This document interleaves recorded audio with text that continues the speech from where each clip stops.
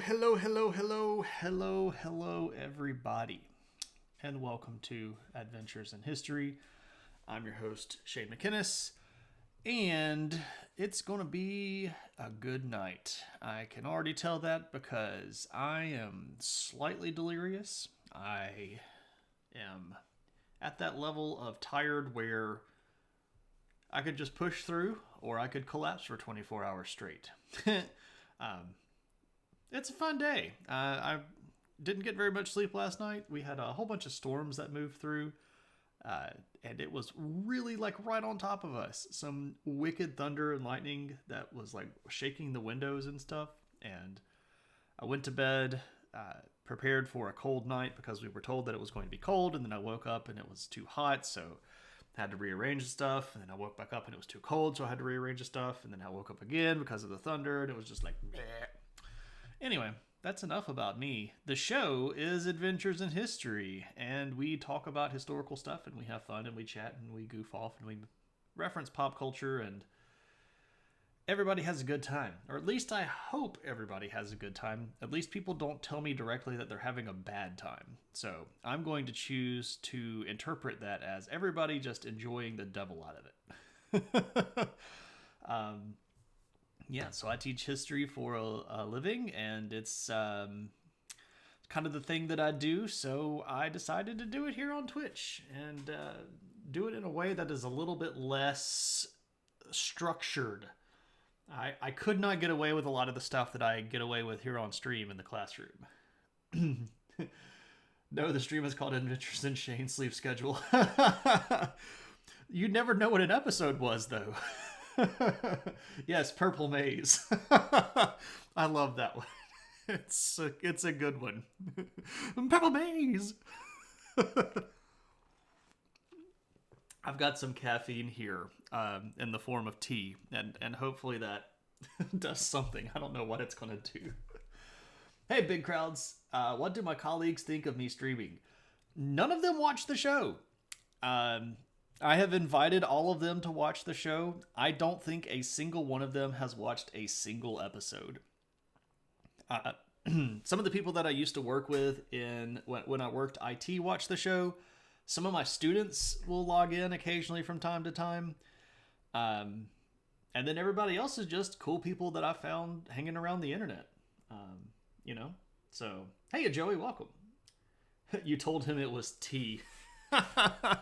Is it speed? I hope it's not speed. I'm not supposed to do drugs on stream because that's against Twitch TOS. This is tea, and the only stimulant that it has in it is mild caffeine. So that's acceptable and agreeable according to the Twitch gods. Yeah. So, what's up with tonight? Well, here's the deal. I thought that tonight was going to be the last episode in this phase. The phase that we're currently in right now in history. I guess I should back up for those of you that might be watching for the first time. We cover history chronologically on Thursday nights, and I have been approaching this in a sort of chunk of time way, where we have chunks of time. And right now we are in a phase that covers from about 200 BC to about 1 BC. So those 2 centuries. And I thought that we were going to do the earliest Native American kingdoms tonight. The rise of the early kingdoms in Mesoamerica and South America. However, upon digging a little bit, I realized that I had made a horrible oversight. I thought that I had covered the earliest human settlements in the New World. I hadn't. What I had done was 4 different viewer requests episodes that had to do with Native Americans, and in those I had covered a little bit of it, and I had also covered some of that in migration when we were talking about human migration. But I had not done a standalone earliest American cultures stream. And that sort of irked me. Not because I'm some sort of Amerocentrist, but because it should have actually been in basically what would be phase one, when we are coming up into the transition from nomadic life to sedentary life. And I didn't do the episode then. I don't know why I did not do the episode then. I should have done the episode then, but I didn't. I think it might have been because around that time I had done a Mayan history viewer request stream and then an Incan history viewer request stream, and they were like back to back. And in my brain, it just sort of registered as, oh, we've talked about early Native Americans, and, you know, we could kind of move on. So tonight I am going to fix that issue. I'm going to go back and we're going to talk about the earliest American cultures. And then next week we will do early Amerindian kingdoms.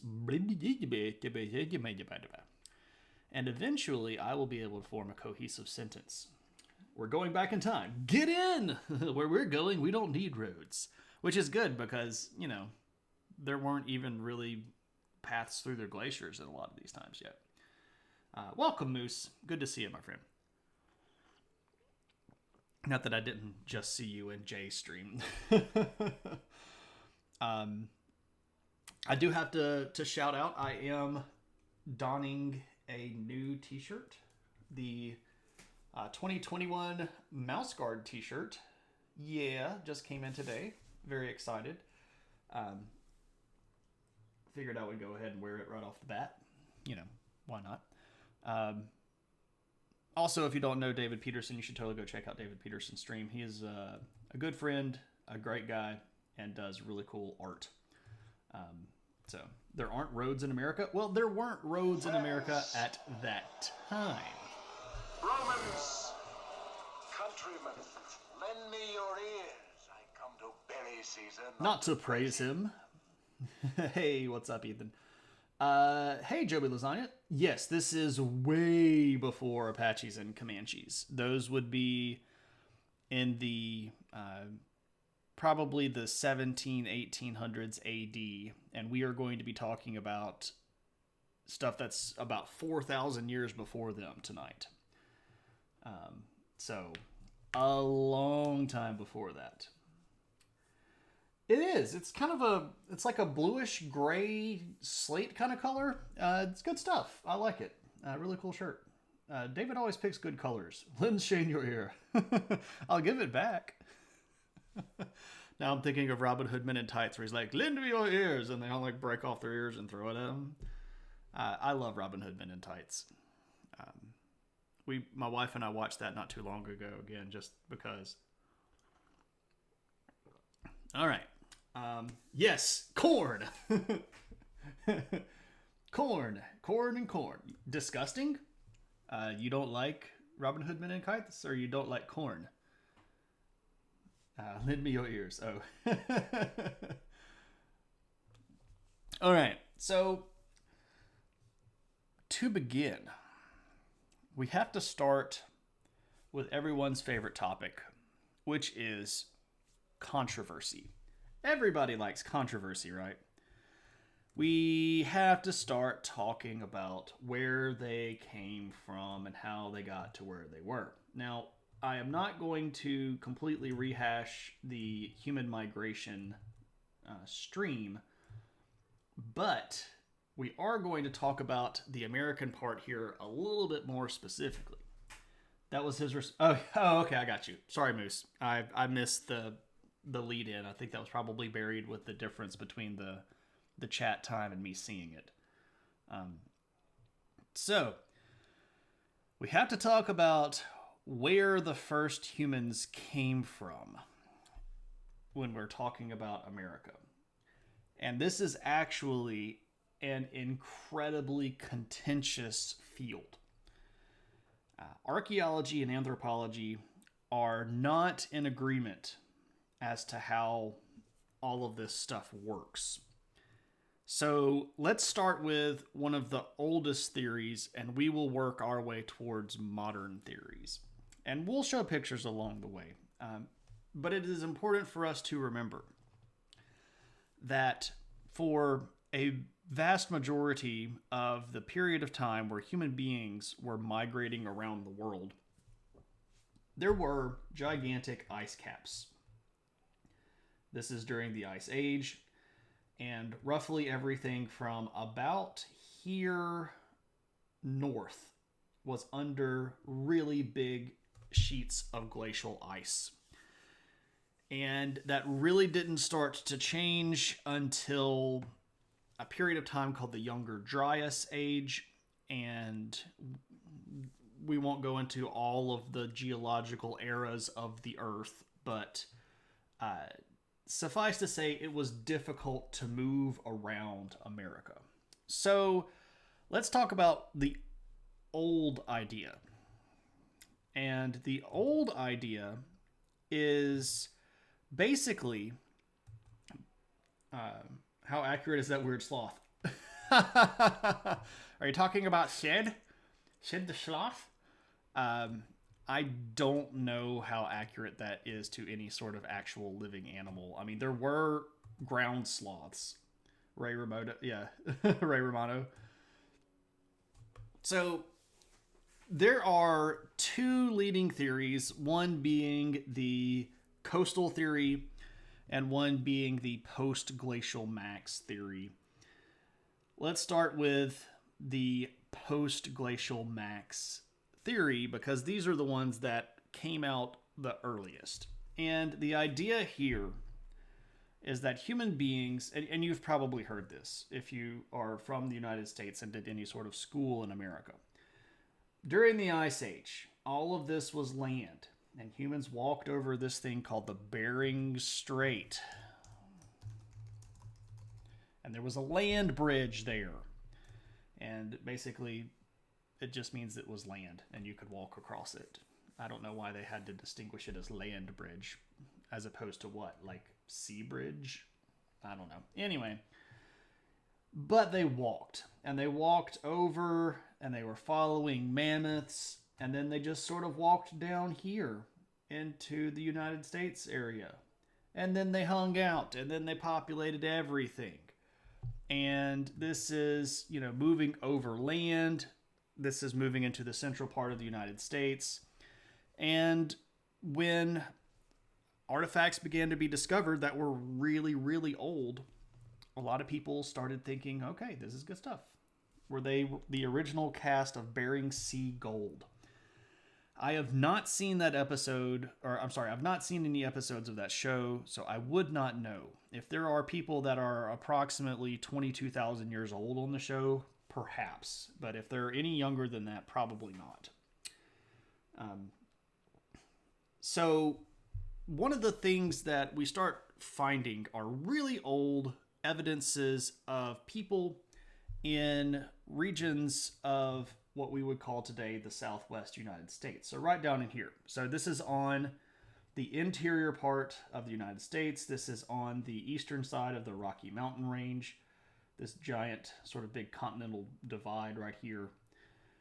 And people go, haha, see, we were right. Because the first and oldest stuff that we find is here in the center of the continent. Meaning they moved over the land, down the landways. Bing, bing, bang, bang. Why would they choose to live in New Mexico instead of San Diego? Because they didn't like the name Carmen. They were trying to argue about whether or not it was a girl's name or a boy's name. And they couldn't agree, so they just went with Albuquerque. So, there you go. That's the 100% true reason. But if we are to begin talking about these people, we need to call who they are. And the Native Americans that we believe for a very long time to be the first culture that developed inside of the United States was a group of people that we call the Clovis culture. And we call them the Clovis culture because the type site, basically the first place where we discovered and uniquely identified relics of their culture, is nearby the city of Clovis, New Mexico. Are we sure that extraterrestrials didn't just give these people a ride on their flying saucers? Yeah, probably so. I would think that if they were going to get a ride, they will probably go somewhere more hospitable than New Mexico, especially considering how difficult it would have been to live in New Mexico. It's aliens. Of course, it's aliens. Now, of course, New Mexico back then had a substantially different climate than it does today, so it was probably easier. There was a lot more food around back then for certain. Um, it's aliens. Yes, Area 51 is actually on top of the landing site where the aliens dropped the first humans off in the United States. That's why we locked it away, because they also buried a teleportational gateway that goes off to the alien homeworld just in case the Americans got tired and wanted to go visit the aliens again. Isn't that covered in the factual movie Independence Day? Perhaps. Okay, so Clovis culture. Who are they and what's up with the Clovis culture? Well, the oldest place that we have located that is of the Clovis culture group is at a place called El Fin del Mundo, which is in the actual country of Mexico. So it's actually down in what is modern day Mexico. So it's pretty clear that these people that shared this sort of similar physical culture had a bit of a range that was pretty broadly dispersed around in this region right in here. So you go, well, what are you talking about? The oldest one is in Mexico, but it's called Clovis after New Mexico. Well, see, the thing is, we found them first at Clovis, and then after identifying the culture as independent and unique and sort of cataloging all of their artifacts, then we started finding other stuff at other places and found that older sites had actually come further south, which seems to even further the idea. Like, oh, dude, if they were even further south, yep, that's in the central part. They're coming through the middle, looking good. So who are these people? Well, they were hunter-gatherers, and they were almost certainly hunting the big honking animals that were around during the Ice Age. These are called megafauna, and you know them as like woolly mammoths and ground sloths and Sid and all that stuff. But they are most identifiable by looking at these. These are Clovis points, and these would have been spears.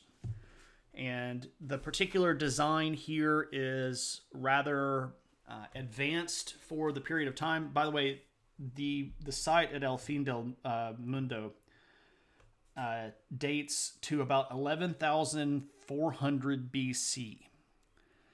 So for a stone arrowhead from 11,400 BC, these are pretty spectacular. That's really, really nice looking stuff. You can see that they have a variety of design. They also are able to use a variety of types of stone. Different types of stone work differently. So you have something like this, which is chert. That's going to work differently than something like this, which is pretty clearly slate. Did this same diaspora go all the way to South America, or was that another group entirely? Well, Joey, that's a great question, and the answer is it depends on who you ask. Because if you ask the people that are a big fan of the central first, or moving through after the glacial max migration, they're going to say, oh yeah, these people were part of a larger migration that went all the way down to South America. Now, there are other people that disagree and say that, oh no, the people that were in South America, they came from a different group, and it is now time for us. Oh, I should say that the Clovis culture itself, before I get ahead of myself, the Clovis culture disappears around 9,000 BC.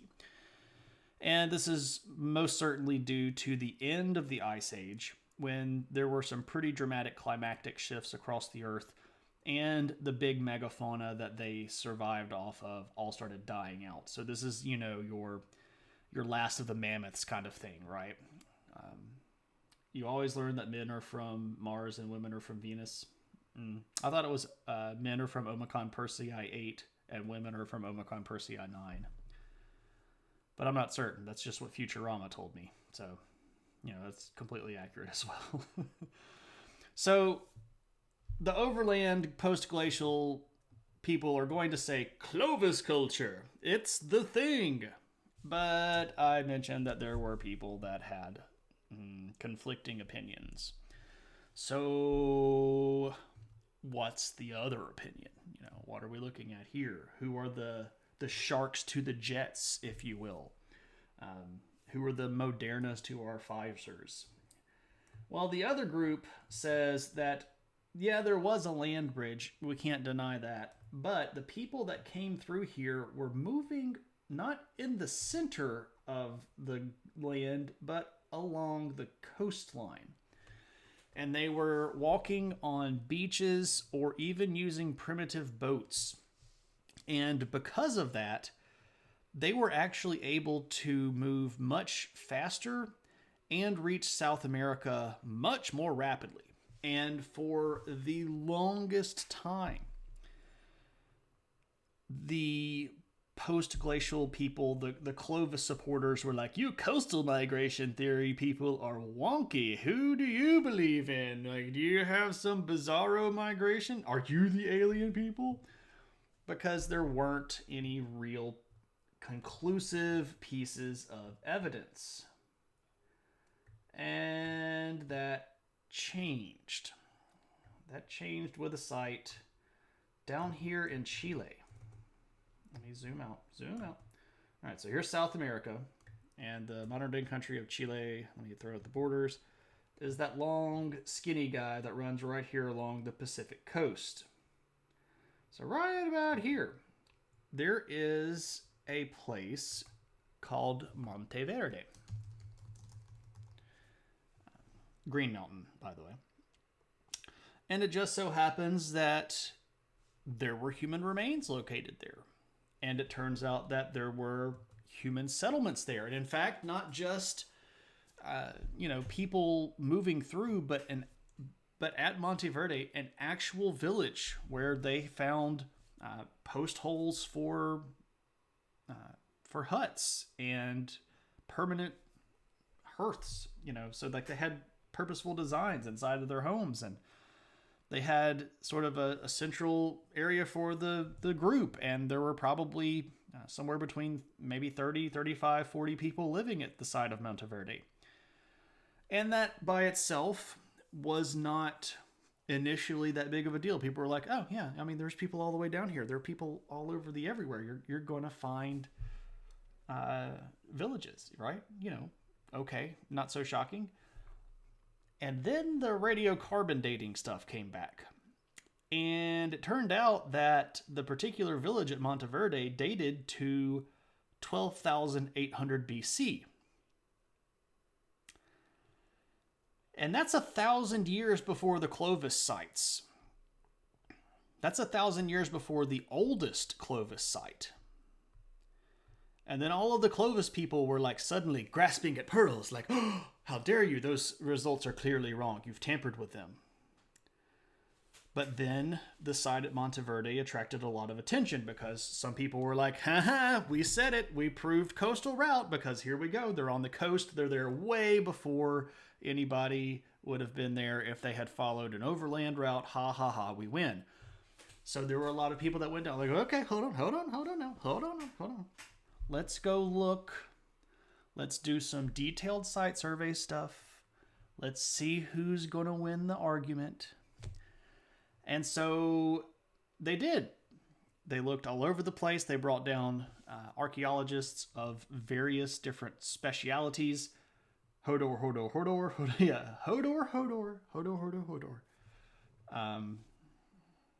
Pour one out for the Hodors, right?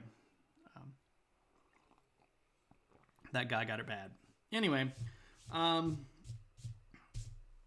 so they brought down a whole bunch of people. They started doing all sorts of some of the really new archaeological techniques, including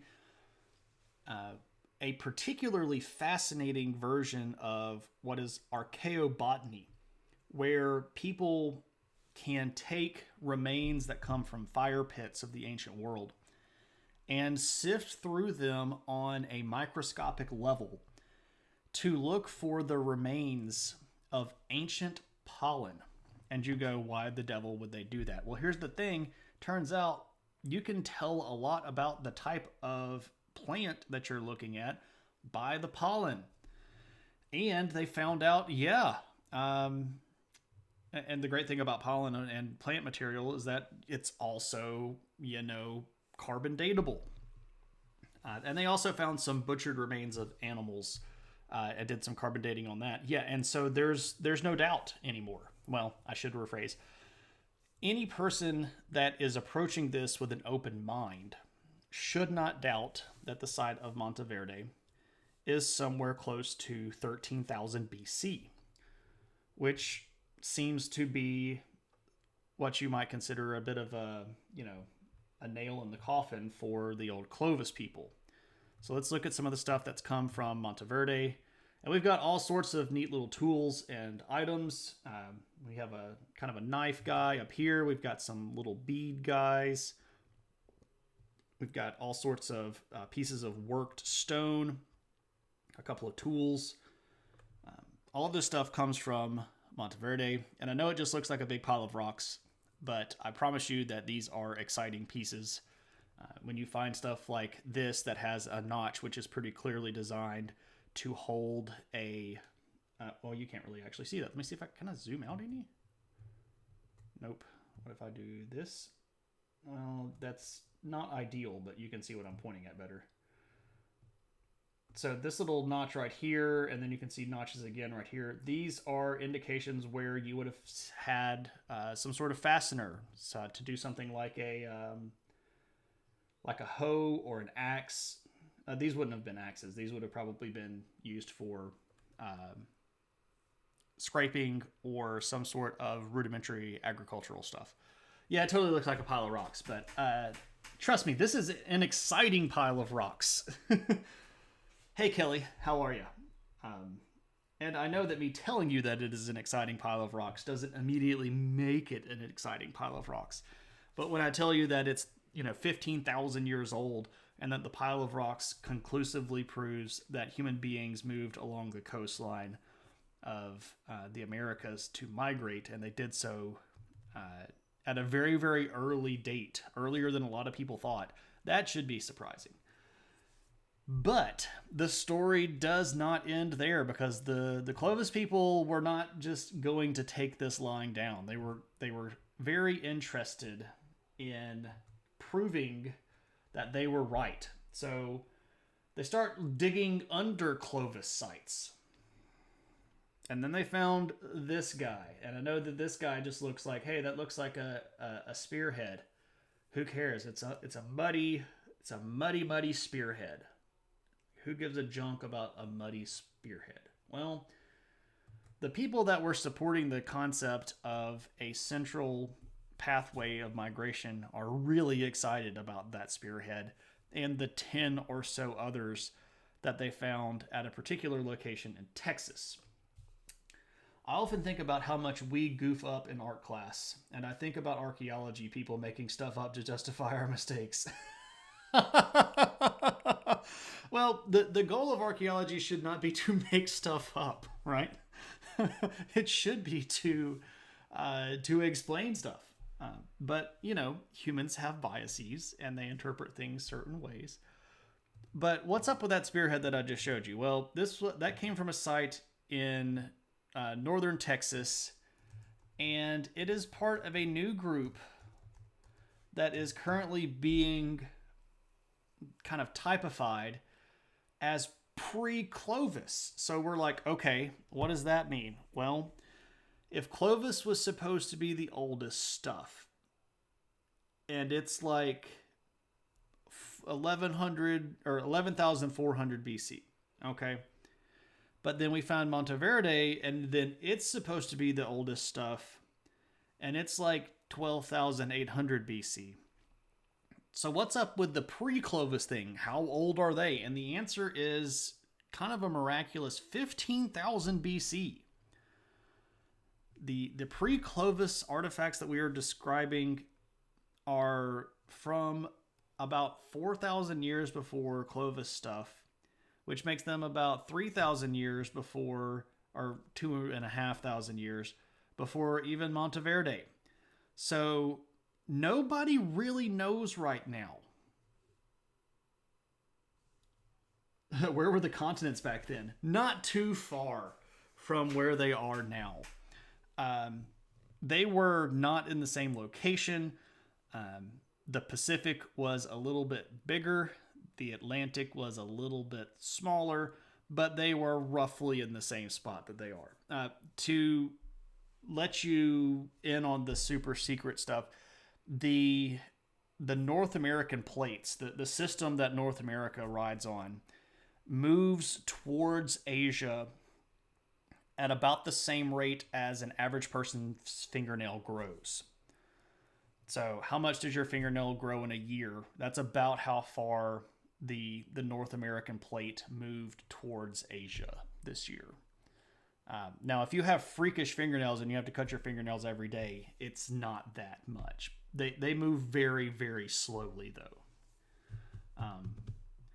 So yeah, we still don't know completely everything that there is to know about the pre-Clovis stuff, nor do we know everything about everything, because there's even some older stuff than the pre-Clovis stuff that has been discovered over in Pennsylvania. There's some rock shelters that are potentially as old as 20,000 BC over there. Some people digging at Monteverde, under the Monteverde level, claim that they have found evidence of fire pits that radiocarbon date to 30,000 BC. It's still very much up in the air. We don't know, and we might not know for a long time, or we might not ever know. But I say all of that to let everybody know that history is not all solved yet. Especially from prehistoric periods, there is a lot of stuff that we don't know. And it's okay to say that. Like, we don't know where the first people in the United States came from. We don't know where the first people in South America came from. We don't know how they got here or where they settled. We don't know how many of them there were. You know, just because we found a certain number of artifacts does not imply to us a certain population size. How quickly did they make these artifacts? How quickly did they break them? Why don't we just ask Betty White? Well, I mean, she's only like 99. She hasn't been around that long. She is, well, no, how do I say that? Sliced bread, gosh, man, my brain going crazy. Sliced bread is the greatest thing since Betty White, though. So, there we go. And that would have been a lot better had I been able to deliver it in some sort of coherent manner. But my brain's not with me. I was singing Where Is My Mind?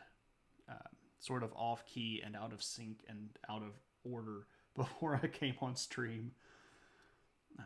Way out in the water. See it swimming. I like that song a lot. Anyway. Okay. So, we don't know where they came from. We don't know where they went first.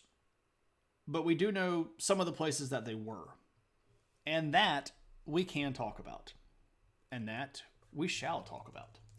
So, what I'm going to do for the rest of the show here is talk about some stuff roughly continent by continent. And I'm going to treat South America basically by itself. And South America is really only going to be this part of South America. And you go, what about all of that stuff? Well, all of that stuff gets settled much, much later. And even today has not reached the point where a lot of these would qualify as states, right? Even a lot of the people that still live here natively have never settled down in what we would consider a city. They still live in villages. And I'm not saying that to disparage them. I'm just saying there's a lot of people here that still live very indigenous lives. The cultures that develop in South America along this coastline here are going to do so much more rapidly and with a lot higher level of relative civilization. And again, I say this all the time, but I do want to clarify that when I say one group of people is more civilized than another, I do not mean that to be a disparagement. It's just a measurable level. Civilization comes with certain advances in technology, certain advances in agriculture, certain advances in culture, and social classes and things like that. So saying that one culture, and well, let me rephrase this. When speaking academically and not trying to be a turd face, saying that one culture has a higher level than a civilization of another culture is not an insulting thing, right? Or should not be used as an insulting thing. Now, there are jerk faces out there that are going to say, like, oh, you're not even civilized. But those people are jerk faces, and you shouldn't pay attention to them. Mostly because they're jerk faces, right? So, over here, and then we'll do North America. But I'm going to treat this region down here as its own zone. And it really is its own zone. And we're going to call this Mesoamerica, or Middle America. Oh man, now I'm thinking of another title for the stream instead of Purple Maize, which I think is a great one, by the way. There's a region of Mexico called Oaxaca, but it starts with an O. And had I messed around with the emphasis on the syllables of Oaxaca, I could have made it Oaxaca, but I would have done it with like Oaxaca, somewhere in Mesoamerica. That's counting crows, but you know what I mean. Anyway, okay, so let's talk about South America. I'm rambling. Let's do the history stuff. Okay, so earliest zones of human activity are going to be just the skinny little part here along the coastline. And it's not even going to be all the way down the coastline. It's mostly going to be from right about here where the country Panama is, and it joins up with Colombia, to right about here where Monteverde is. You wouldn't have got it. Counting crows was never your jam. Alas, Moose. That's okay. That's okay. I love them enough so that we average out. Counting Crows is totally my jam. I really enjoy their lyrics, and I really like their guitar sound. It's good stuff. Some of their CDs are the ones where I can just put them in and I know like every word and every song all the way through. I can play it on repeat and it doesn't get bad. Yeah. I should play my guitar more. I don't play my guitar enough. I need new strings. Anyway, so let me throw the borders up and we'll talk about countries. Mostly what we're talking about here, Ecuador, right here, Colombia, Peru, and Chile. Now, eventually there are some people up in these mountains. These are the Andes mountain range. And some people on the other side of the Andes that become sort of trapped in the gravity of the cultures here along the coastline. But mostly the stuff up here along the coast is where they're going to be, which of course plays right into that good coastal migration theory. And everybody's like, see, I told you. So was the rainforest just too dense to settle? So that's part of it. Yes. The sea offered these people something that was harder to find inside, and that was reliable food supply. The people that are, well, we can fast forward a little bit to answer this question. The original sort of big city people are going to be called the Norte Chico culture, and they make a lot of their diet up out of the sea. Oh, well, we could talk about Monteverde. One of the things that was discovered at Monteverde was that these people had been sort of cultivating seaweed, and that they had various different types of seaweed. And the idea here is that they ate some, and they likely used some for medicinal purposes.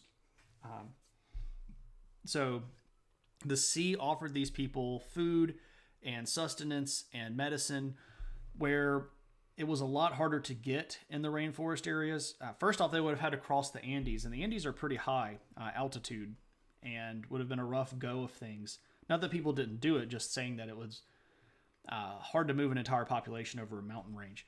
But yeah, once you got to the other side, to perform any sort of livable thing over there at size, you would need to continue breaking up your group, right? And people did move across the Andes and move into the rainforests, but the reason you don't see an abundance of cities inside of the rainforest territory is because of the difficulty of the rainforest itself. So to support a city, you have to have specialization, and to create specialization, you have to have this tipping point called the Neolithic Revolution in your culture, where you can create more food than you need, because for people to specialize, they can't farm. The problem with farming in the rainforest is that it's incredibly labor intensive, and it's easier for a lot of these people in most scenarios to stay in smaller groups and keep lower levels of population and maintain a hunter-gatherer lifestyle. If you're trying to clear huge amounts of the rainforest for cultivation of crops, that's a rough go of things, especially without metal technology, which most of the people that live in the rainforest of the Amazon River Basin don't have. Now, of course, we know that today there's a big problem with deforestation in the rainforest of South America, but that's the thing. We have logging trucks and skidders and bulldozers and chainsaws. Bulldozers and fire seem to work just fine today. Yeah, well, and there's another thing too. When people do start clearing land in the rainforest for agricultural purposes, they're not necessarily practicing fully sedentary long-term agriculture. They're practicing something that's called slash and burn, where you basically just clear an area and you plant there for a little while until everything starts growing back up, and then you move to another area and sort of cut everything down and burn everything down again and start planting there. And this is something that's actually fairly common in Amazonian tribes, even up until modern times. You'll see this sort of rotational slash and burn agricultural practice where tribes that have lived in these areas for 100,000 years, maybe not 100,000 years, 100 generations or so, dozens of, I can't say a long time, people that have lived there a long time, they don't live in the same area. They might have a village, but that village is only good for 15, 20 years, maybe one generation, and then they move because the fields that they have are not sustainable, because just the amount of growth that happens in the rainforest, it's hard to keep up with, right? So, also, hey KP, welcome, man. Okay, so let's talk about one of the oldest locations of identifiable human remains here in the South America region. We're going to be talking about the country here, which is Colombia. Colombia. Bum, ba, da, bum. There is a place here called El Abra, and it is a pretty neat location that's on a cliff face. So there's a big bluff that has a sort of a sheer cliff face, and there are some caves in it.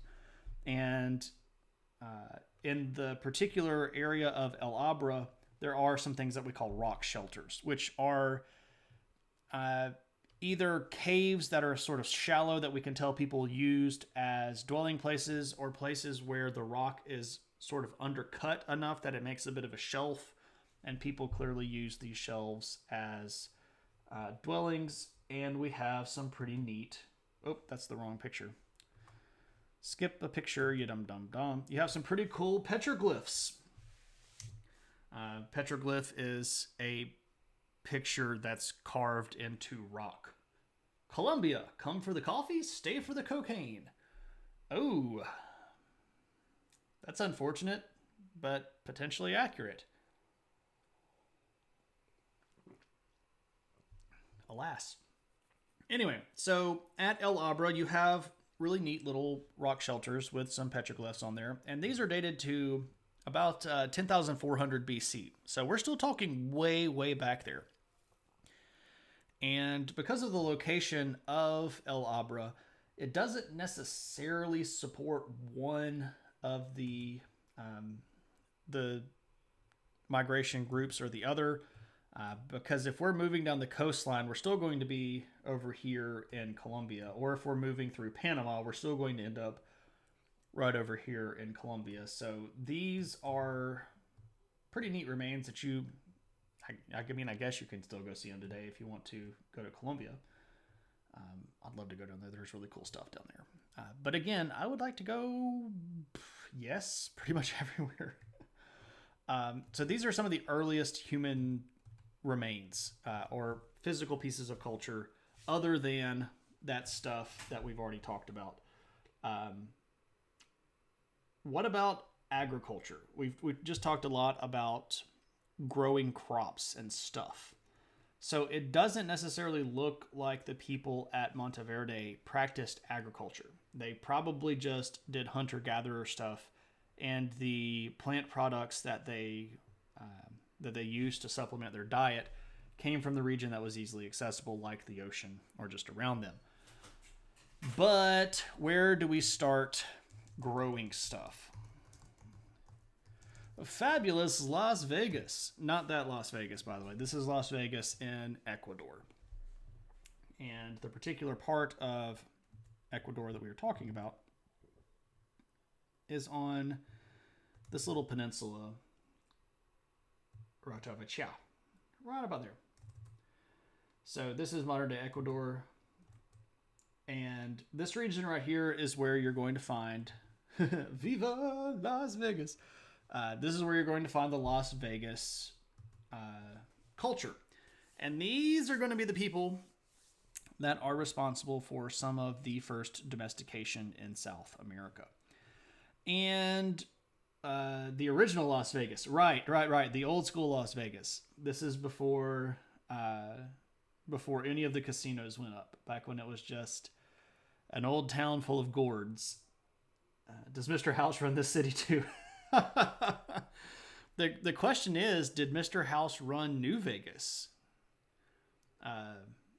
Who run Bartertown, right? That's the question. Before Mars attacked, right? Anyway, at Las Vegas, we see the first evidence of actual crop domestication in South America.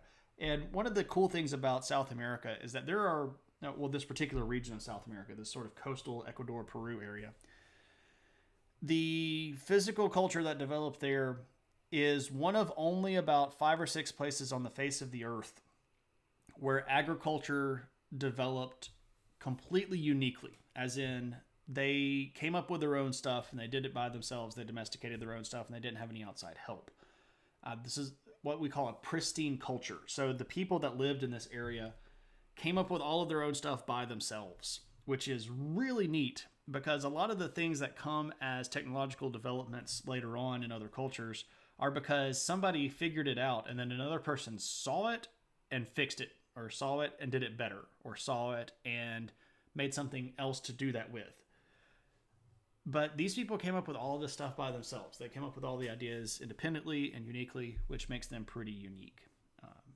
Or not completely unique, but I mean, of all of the cultures that have ever existed on the earth, there are really only about 5 or 6 of these pristine cultures. The Jimmies of the world are learning. Indeed, right. So the first thing that they start domesticating are gourds. And these gourds are not particularly fleshy.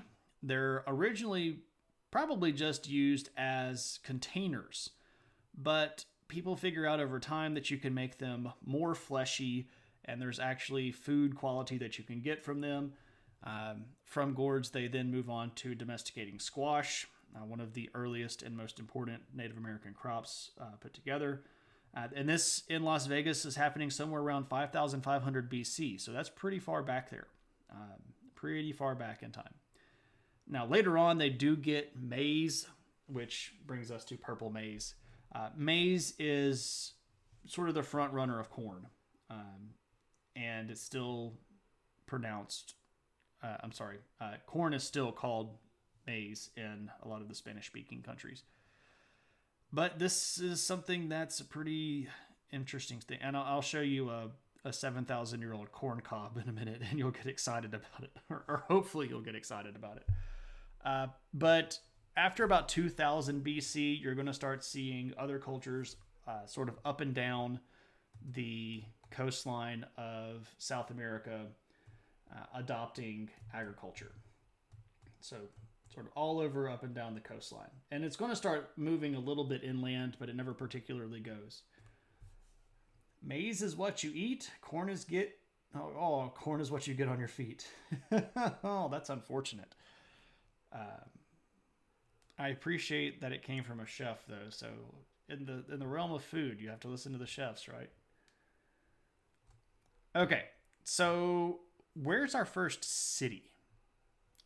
Right? If we're talking about the development of cultural elements inside of the Americas, where's the city? Where's the oldest city? Speaking of feet, in Norway, they wear bread on their feet.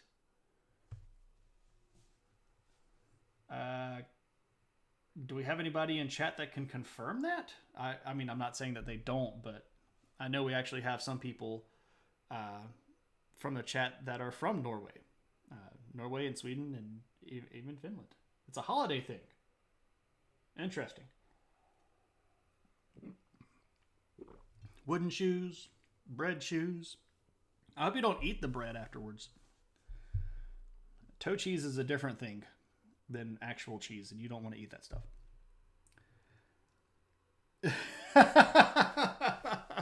Loafers. Well played, KP. You checking to see if you're paying attention? No, Joey. I was just commenting. I have never heard of the shoe bread thing. Okay, so Joey says it's a Dutch thing. Well, there was that period of time where Norway and Denmark were a unified kingdom. So could some of that maybe have come over to Norway from the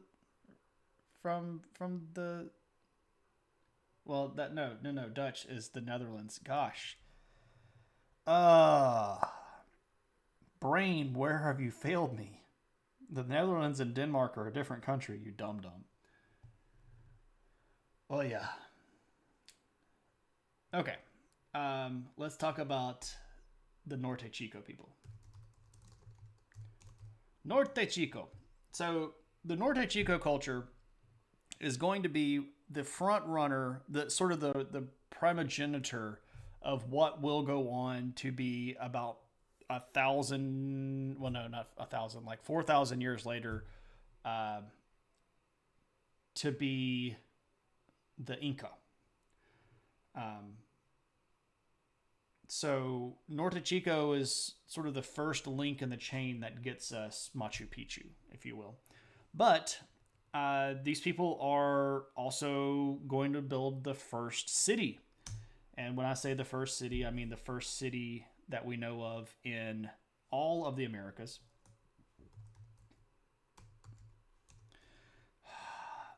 Okay. Good gracious, heart.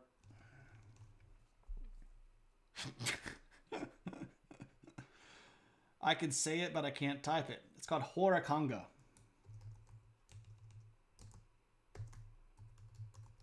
And as soon as I said it, I could then type it. My brain. You live in the north of Denmark when you were a teenager. I see. Yeah, but I was confusing Denmark and the Netherlands. Huarakanga. Huar. There's a difference. Not what you said. Somehow I don't think that would have been appreciated. Anyway, this is the oldest known city in all of the Americas. and it was established somewhere around 3500 BC. And that's a long honkin' time ago. I should note that Huaraconga was first settled around the same time that the first city ever was first settled. Hey, Tuna, what's up, man? Welcome. I'm out of my brain tonight. Our oldest city, way back in time, the Mesopotamian region city of Ur, that's a long time ago, right?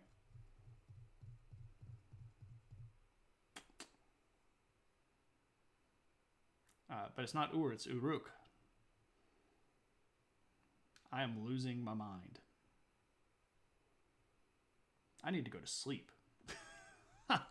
Anyway, Huaraconga, what's up with them? Well, you're not sure. It's Uruk, not Ur. Ur is the Chaldeans. Uruk is the first city, with our temple district. Looking forward to sleep as well. Yeah. Okay, so let me show you some of the remains of Huaraconga. There's not very much left. There are a couple of mounds. Ooh, I missed Las Vegas. Here's Las Vegas picture. Sorry, Las Vegas. Some of the older skeletal remains that came from the Las Vegas culture. And you go, why are there rocks on there? They just excavated them out. But yeah, we have purposeful burial stuff in Las Vegas. Here we go. This is Huaraconga. These two big standing stones and a couple of mounds are about all that's left of the ancient city. They must have eloped. You have a 9 a.m. meeting tomorrow. The only other 9 a.m. meeting I had in 2020, you were unable to wake up for. That's unfortunate. You can sleep. History should be very similar tomorrow. Oh, Tuna. You silly man. You turn off your alarm in your sleep. You got to put it on the other side of the room so that you can't reach it in your sleep. Like, I have to put my alarm clock. Well, I use my phone as my alarm, but it's literally on the other side of the room. I have to get out of bed and walk across the room to get to it to turn it off. Of course, I actually have to turn it on for like super loud too. But anyway, these two monoliths are about all that's left of Huaraconga. But they're pretty cool, and they're rather tall. The size here is sort of off scale because there's this giant, mountain in the background. But these are pretty tall, like 15, 20 feet tall. So, big old rocks.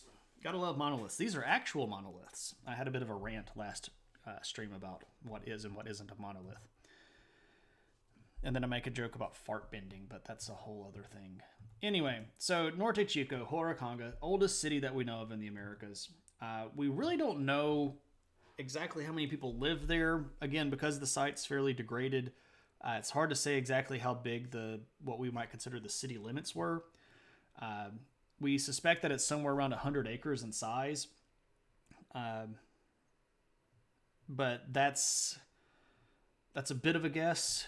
So a city of 100 acres back at that time period would have been a fairly sizable city. Thank you. You had the same rant.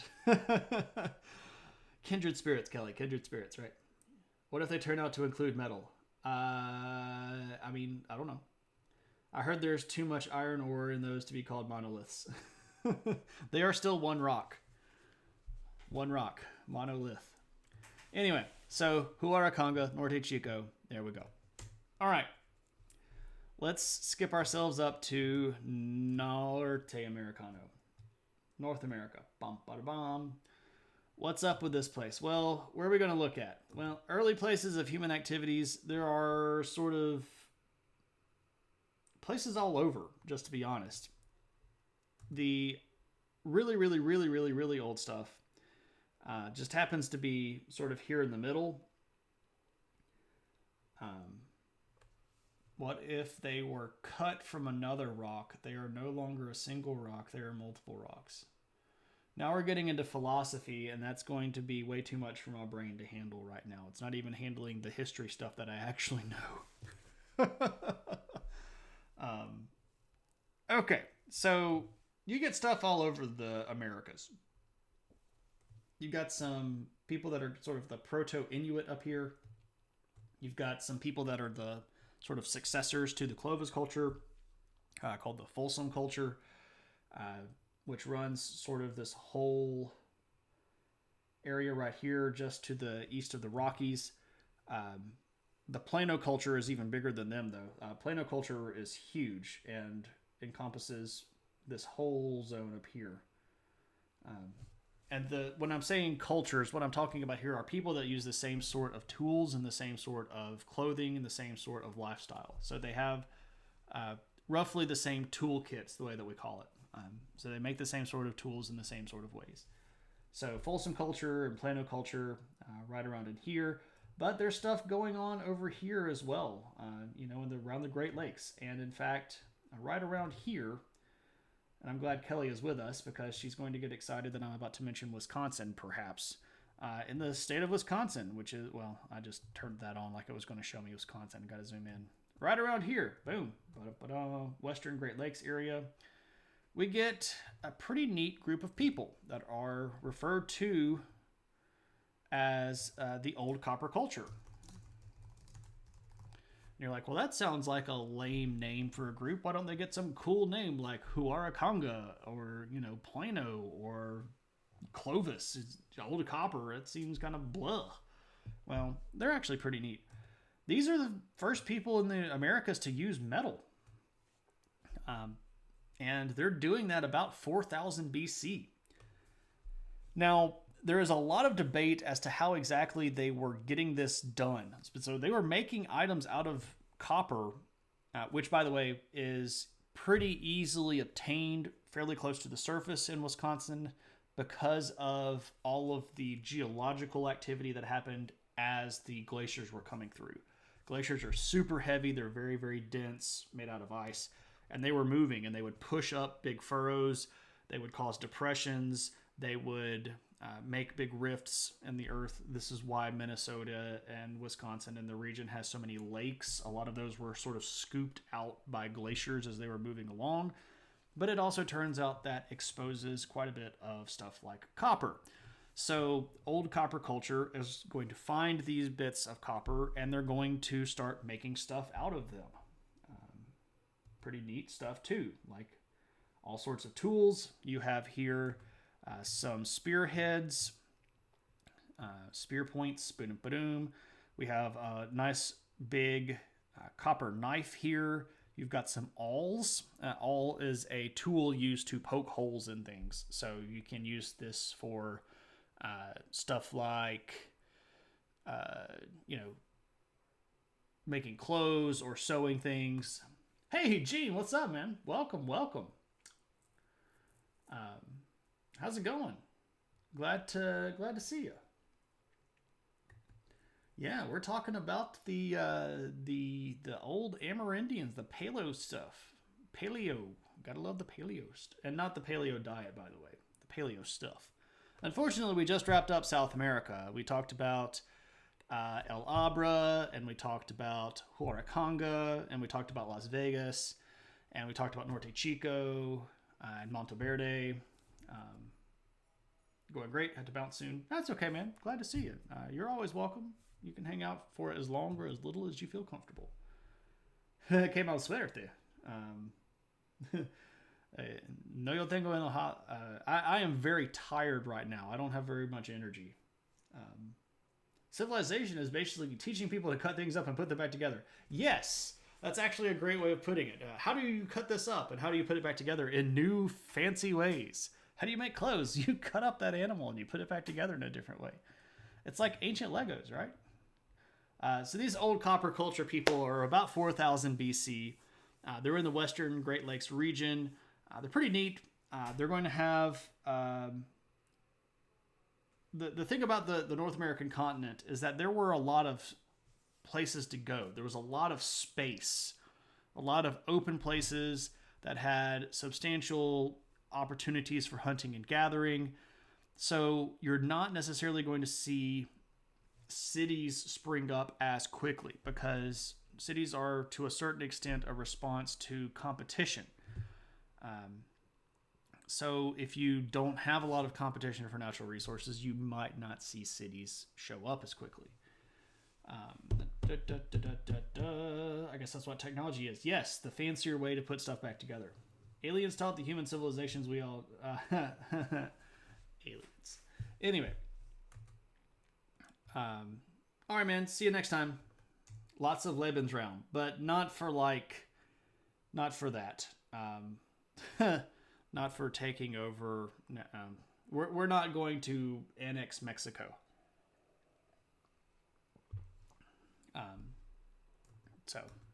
Lebensraum, by the way, the German word for living space that Hitler used during the interwar period of time to justify taking places into Germany, like Austria, the Rhineland, the Sudetenland, etc. Yes, places for the German people to live and grow, and protect themselves from the evil allies that were trying to get them. Which wouldn't have been such a big deal if the Treaty of Versailles weren't so lopsided, but that's another story. Let's talk about agriculture.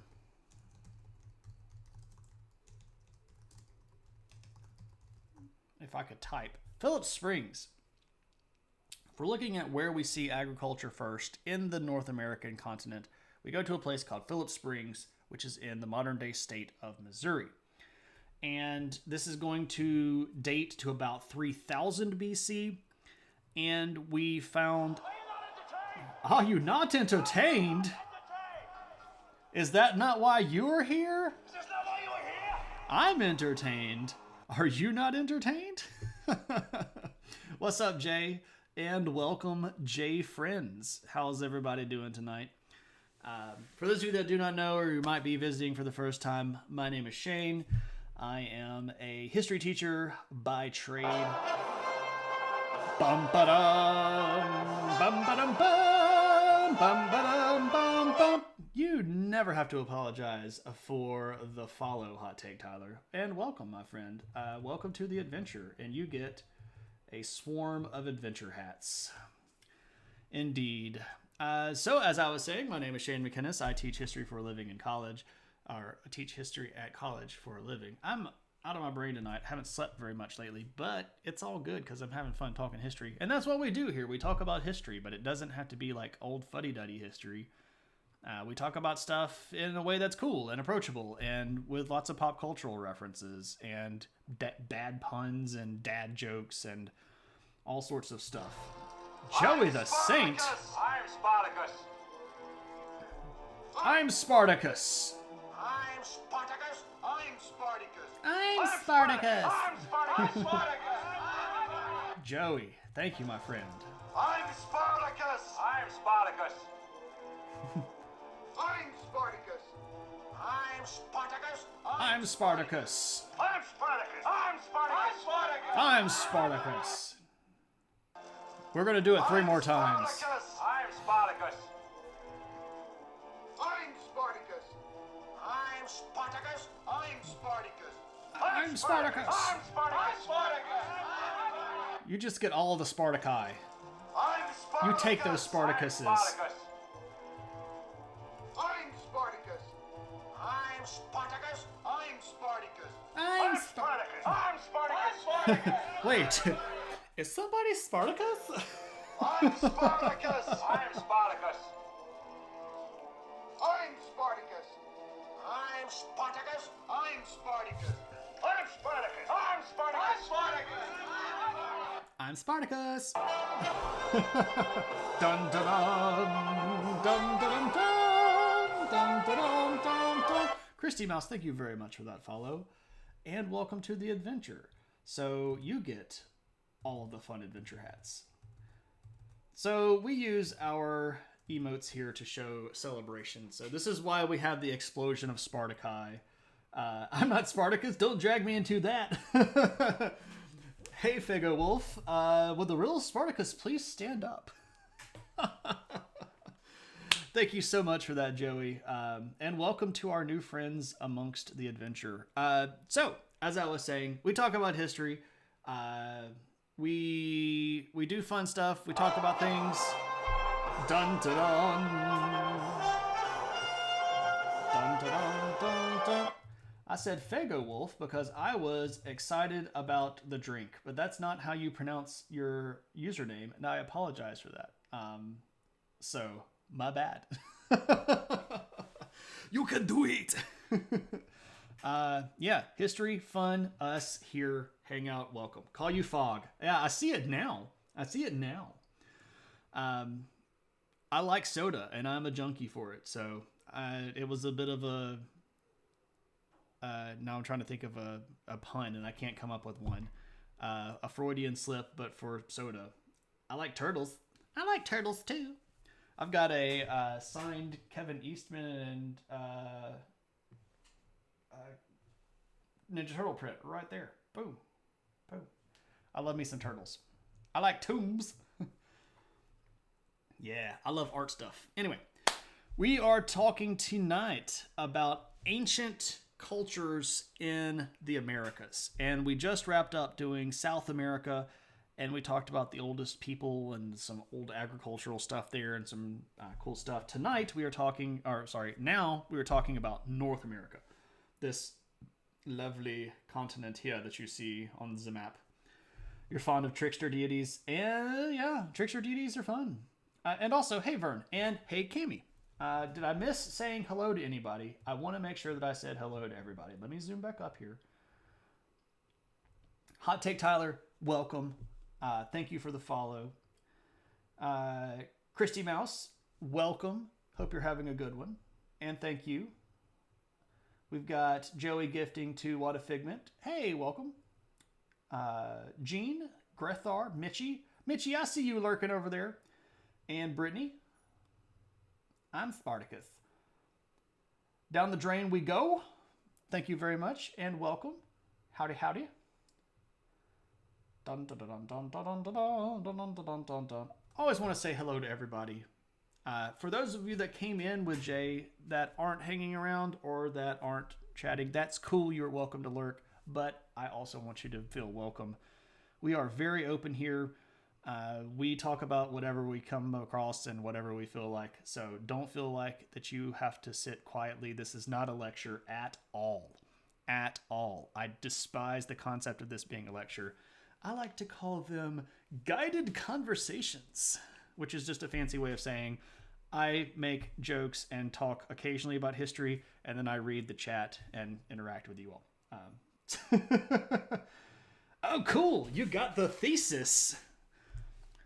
The thesis. So right now we're talking about agriculture and how it showed up in North America. And the first place that we know for a fact that there was crop domestication was at a place called Phillips Springs, which is in the modern day state of Missouri. And you go, well, what's the deal about domestication? Well, here's the thing. You can walk through the woods and you can find a gourd, or you can find, a squash. But there's a difference between finding stuff randomly and then making that food. And it has a lot to do with selective breeding and pollination and all this fun stuff like clearing out land and yada, yada, yada. Effectively, though, domestication makes bigger food, makes bigger seeds. And we know that domestication can occur, archaeologically speaking, when we dig stuff up and we can compare the seeds from sites where we know that humans lived to random seeds that we find in the wild.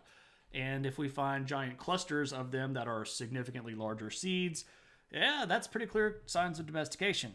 Also at Phillips Springs, we did not find just one type of seed. There were these sort of piles and stashes of seeds, some 6, 7 different types of crops. So a couple of different types of gourds, some beans, squash stuff.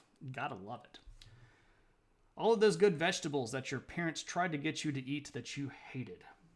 Talking casually is a better way to learn than just being a one-sided lecture. Bingo. Bingo. You loved writing it. It's been interesting to see the similarities between ancient and modern people. Indeed. The Garden of Eden, fruit or veg. You like the VeggieTales. Oh no, is this Cleopatrus? No. Negatoria. We are not talking about Cleopatra or the Ptolemies. That's what you're after. The Ptolemies, the crazy inbred rulers of Egypt for several hundred years after Alexander the Great. So when he died in 333, the general Ptolemy took over, and the Ptolemies held that area all the way through 31 BC, when the last of the rulers, Cleopatra VII, kicked the bucket. Well, she killed herself. And then Augustus annexed that into the Roman Empire. So, what is the best guess at the first cultivated crop? So, do we mean first cultivated crop in North America, or do we mean first cultivated crop, period? Like in history, period? Because that's a different story. In North America, it was almost certainly a gourd. And again, the gourds were usually or originally used for things like carrying stuff around, you know, like you cut the top of it off and you've got yourself a little water bottle, right? Got to grab that dinner. Oh yeah, Jay. Thanks so much for that raid, man. For those of you that do not know Jay is an awesome dude. Let's do all the shout outs. Let's do the shout out at the J. If I could type, everybody go follow Jay. He's an amazing artist. He's a really cool guy. Very kind, very generous with his wisdom. Helps people out. I was in there earlier, and he's a good dude. You should go follow him. His wife is Cammie. You should go follow her too. Who else we got? We got the Tuna. Go follow the Tuna, who is me typing too fast and the bot going, I don't like doing it that fast. Is it going to work this time? Are you going to do it? I believe in you. I believe I can fly. Nope. It's not going to work. Come on now.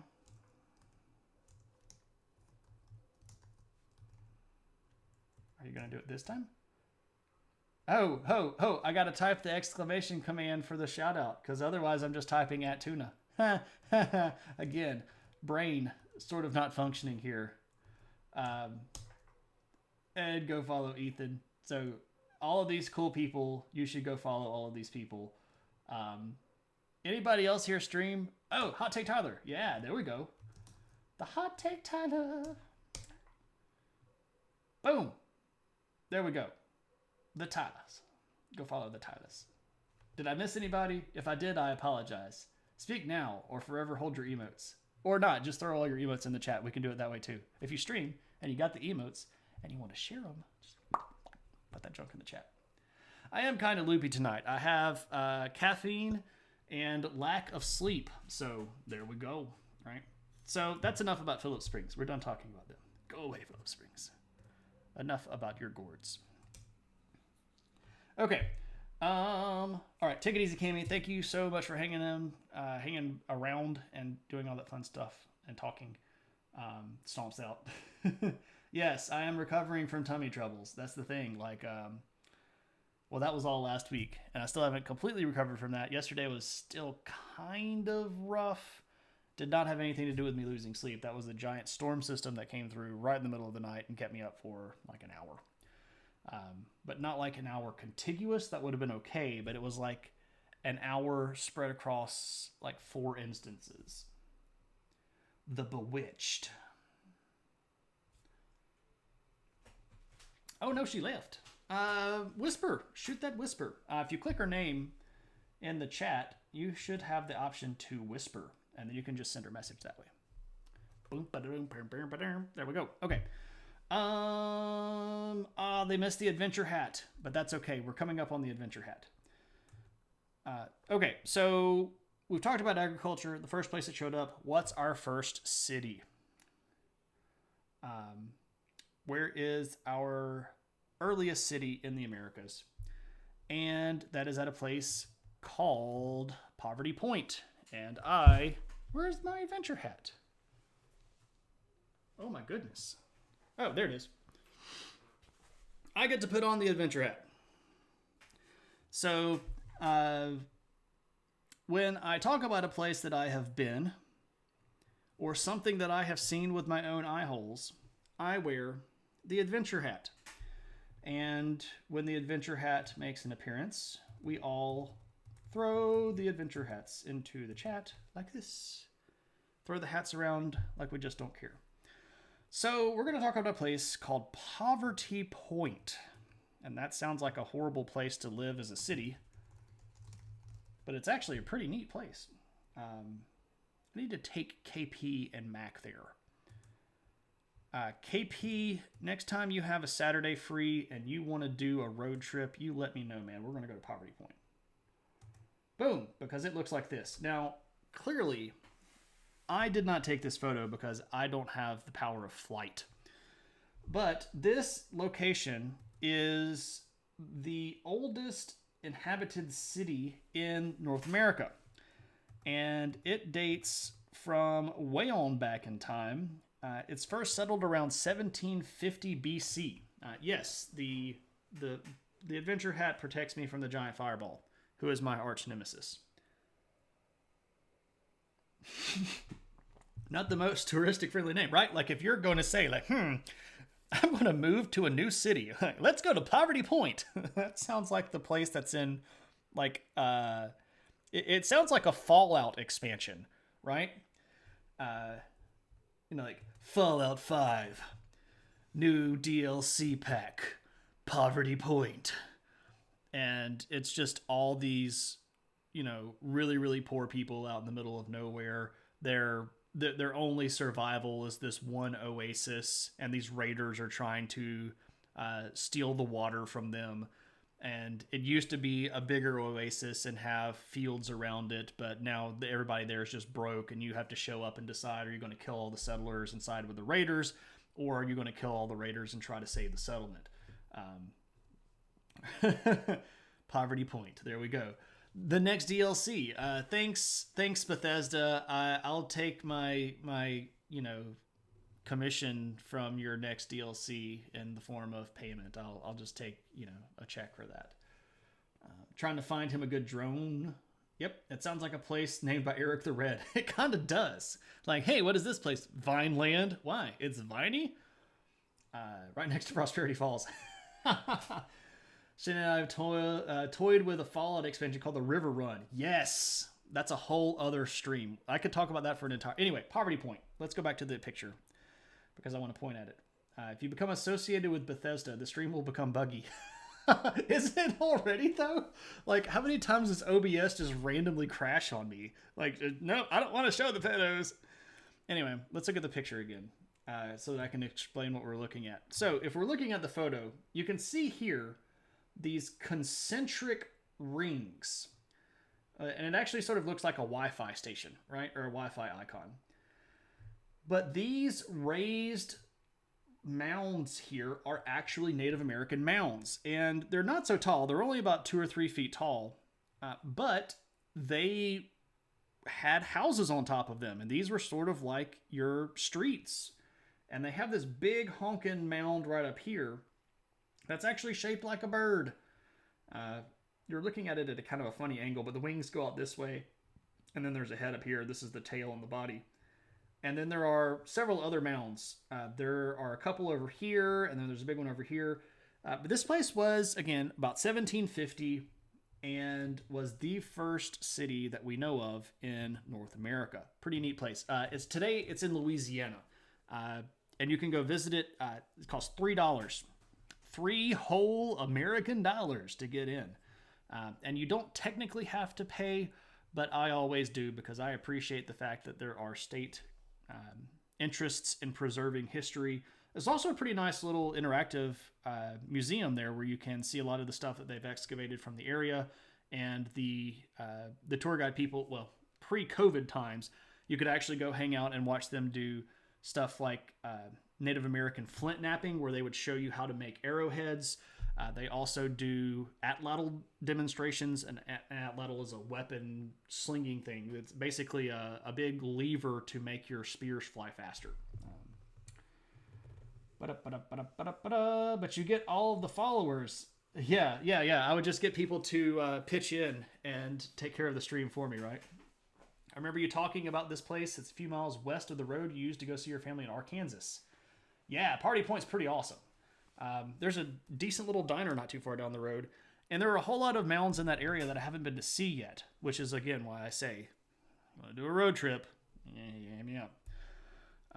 This would not be the full epic mounds road trip that I'm planning, but that's a whole other story. Anyway, Poverty Point, really cool place. You can go see it, go hang out, take cool stuff. We don't know how many people live there. The population probably moved. So it's a really big ceremonial place. That big bird-shaped mound is actually a really big ceremonial center. So it's pretty clear that people live there year-round. But also, the population of this area probably fluctuated really heavily during particular periods of time. So there are still a lot of people that were fully hunter-gatherer. But there were some people that we call semi-nomadic, where they would live in one or two places depending on the time of the year. So sort of think like hibernating birds. You know, they would live in one place during this season and one place during that season. And it's likely that the population of Poverty Point increased pretty dramatically during particular ceremonial times of the year. We can go to the metropolis of Transylvania. So they were mostly nomads. So the majority of the people in North America at that point were nomadic, yeah. And you see a lot of people in certain areas beginning to come up with this concept of settling down. You had smaller villages in places across the United States, in Canada, and in Mexico. Now, if we looked at Mesoamerica, that's a whole different story, and we're actually getting towards Mesoamerica. Bum-ba-dum! Voidicious! Thank you so much for that follow. And welcome. Where's my emotes? Where's the emotes? And welcome to the adventure. Thank you very much for that follow. I should note, if you all are hanging around and you enjoy what we're saying, you can hit that follow button for free. And we're currently running a follower goal. Once we hit 500 followers, I'm going to do a 4th installment of our ongoing series on the history of Middle-earth. That's right. I sit here like I'm a teacher, and I talk to you about Middle-earth like it was a real place. And we talk about the history of Middle-earth.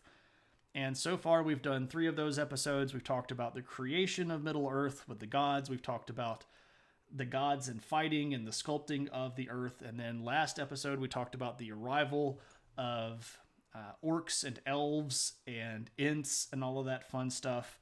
So if you're interested in hanging out and hearing some Lord of the Rings stuff from a gigantic nerd, hit the follow button and you'll help us get a little bit closer to that guy. We're almost there, 91.4%. So, but you're also just welcome to lurk. No pressure. Okie dokie. Poverty Point, really cool place. I'm Spartacus. I'm Spartacus. I'm Spartacus. I'm Spartacus. I'm Spartacus. I'm Spartacus. Anonymous, thank you very much for that gift sub. And Wagadraws, welcome to the adventure. Hope everybody's having a good one. Hope you're all enjoying this stuff. By the way, if you have any questions or comments or anything like that, feel free to just throw them down in the chat. Again, we talk and we hang out and have a good time. So don't feel like you have to just sit there and listen. Okay, so Poverty Point, neat place, but we're done talking about it now. Let's talk about Mesoamerica. All right, so again, and I mentioned this before a lot of our friends came to visit, I was treating North America and South America as independent locations, but I was also treating this region right here differently. So this is Mesoamerica, or what some people call Central America, and this is going to have a unique history to it. And the reason is that there are just all sorts of really cool natural resources in the area. It has an abundance of food types. It has all sorts of native plants that are good to eat. It has the access to the ocean, and it has a reliable system of tool-making rocks that are easy to get, and they're right on the surface, including really cool stuff like obsidian, which can be used to make some really wicked cool stuff. And obsidian, is sort of like volcanic glass, so it's black and sort of shiny. And you may have seen this in various sorts of Native American weapons or decorations. If you've ever seen like Mayan war clubs or Aztec stuff with the sort of teethy things, a lot of that is made out of obsidian. Very, very sharp. Will cut the devil out of you. If you have the devil in you. Otherwise, it'll just cut the mess out of you. Or it cuts bad. You bleed. Anyway. Dragon glass. Right. And it kills White Walkers. And it's found on that one little island that nobody really knows about except for Khaleesi. And then, there's that whole banging your nephew thing. And anyway, moving along. So, early locations of human activity in Mesoamerica. The oldest stuff that we have found is at a place called Tulum. And this is in Mexico. And there is a really big system of caves there. And what's neat about these caves is that some of them were originally above water, but now have been flooded. So dragon glasses at El Dorado? Sure, Tuna. Right, you can find all of the gold and all of the things to kill the White Walkers that you want. So this is an underwater photography shot of a human skeleton. And the reason this particular human skeleton is interesting is because of this stalactite set right here, because some of the pelvic bone of this human is inside of the stalagmite. Yeah. And that has a lot of preservation stuff to do with the way that you can carbon date things, and depending on how bones are preserved, if they're in water, if they're in dirt, if they are in acidic areas or basic areas, it can have a different effect on how well carbon dating works and how accurate it is. But this particular human skeleton here, I mention it, is because it's one of the oldest ones that they have ever found in Mesoamerica, and it dates pretty far back there. So again, this Tulum cave network used to be above ground, but is now mostly flooded. But the particular skeleton dates to about 11,000 BC. Hey, Mayor Barzini, welcome. How is the crystal skull? Is this how the crystal skulls are made? The crystal skulls are made because a studio loses a whole lot of money and then has to try to create interest in an existing product because it's a safe bet. But then you bring in giant ants and bad CG, and you just end up making a crystal turd that you don't then reference except in Fallout games. Or by making another one, which they're making another one. So, yeah. Anyway, Tulum, 11,000 years. Shia LaBeouf was not as bad in that movie as I thought that it might be. I think that the problem was the script, not necessarily the acting. I hear an opinion. Shia LaBeouf is not a bad actor. He's done some stuff that I really liked. His role in Fury was great. I don't know if you've ever seen the movie Fury. A lot of people didn't watch it, and then a lot of people just kind of poo-pooed it because it was just another World War II movie. I think it's great. The first time I saw Fury, I watched it in theaters by myself. I occasionally go see movies that I don't think my wife would be super interested in by myself. And after I got out of Fury, I had to drive around because it took me a while to just emotionally process that movie. It's good stuff. If they don't cast me as the new Indy, that doesn't destroy every temple I walk into. What's even the point? Well, I think that they're going to pass the hat and the whip off to a lady, actually, to Fleabag. So, Phoebe Waller-Bridge got cast in the new Indiana Jones, by the way. And today it was announced that Mads Mikkelsen is involved. And I suspect that he will play some very angry zombie. I'm sorry, not angry zombie, angry Nazi. If it's a Nazi zombie, that would be even greater. I would totally buy Mads Mikkelsen as a zombie Nazi. I think he could play the devil out of that role. He was fine. Yeah, he's not the problem with that movie. Yeah, I don't think Shia LaBeouf is the problem with Crystal Skull. It's cool. He'll redeem it in Indiana 5. Will they, though? Lucas should never be unfiltered. I think we've learned that multiple times over. He's not actually a cannibal. I'm pretty sure Fury was seen because of Brad Pitt. Yes, it had Brad Pitt. It had Michael Pena. It had Shia LaBeouf. And it was based around a World War II tank unit that was fighting behind the German lines at the very end of World War II. And it is a pretty honking good movie. And hey, Eternal 7, welcome. Hits a mine, crew panics. Was that another tiger? Opportunity missed. You've been right here the whole time. Dadgummits, Figment. Yeah, I know. I feel you. Sadness. But it is what it is. I'll probably end up watching it because, I'm a sucker for things, but I am skeptical from the get-go. Anyway, what about agriculture? Where is our agriculture coming from? Where's our earliest agriculture in Mesoamerica? Well, that is at a place called Guila Nequitz. And it's in a region of Mexico called Oaxaca, and the particular little city is Mitla, and it's right around, zoom in, thank you, right around here.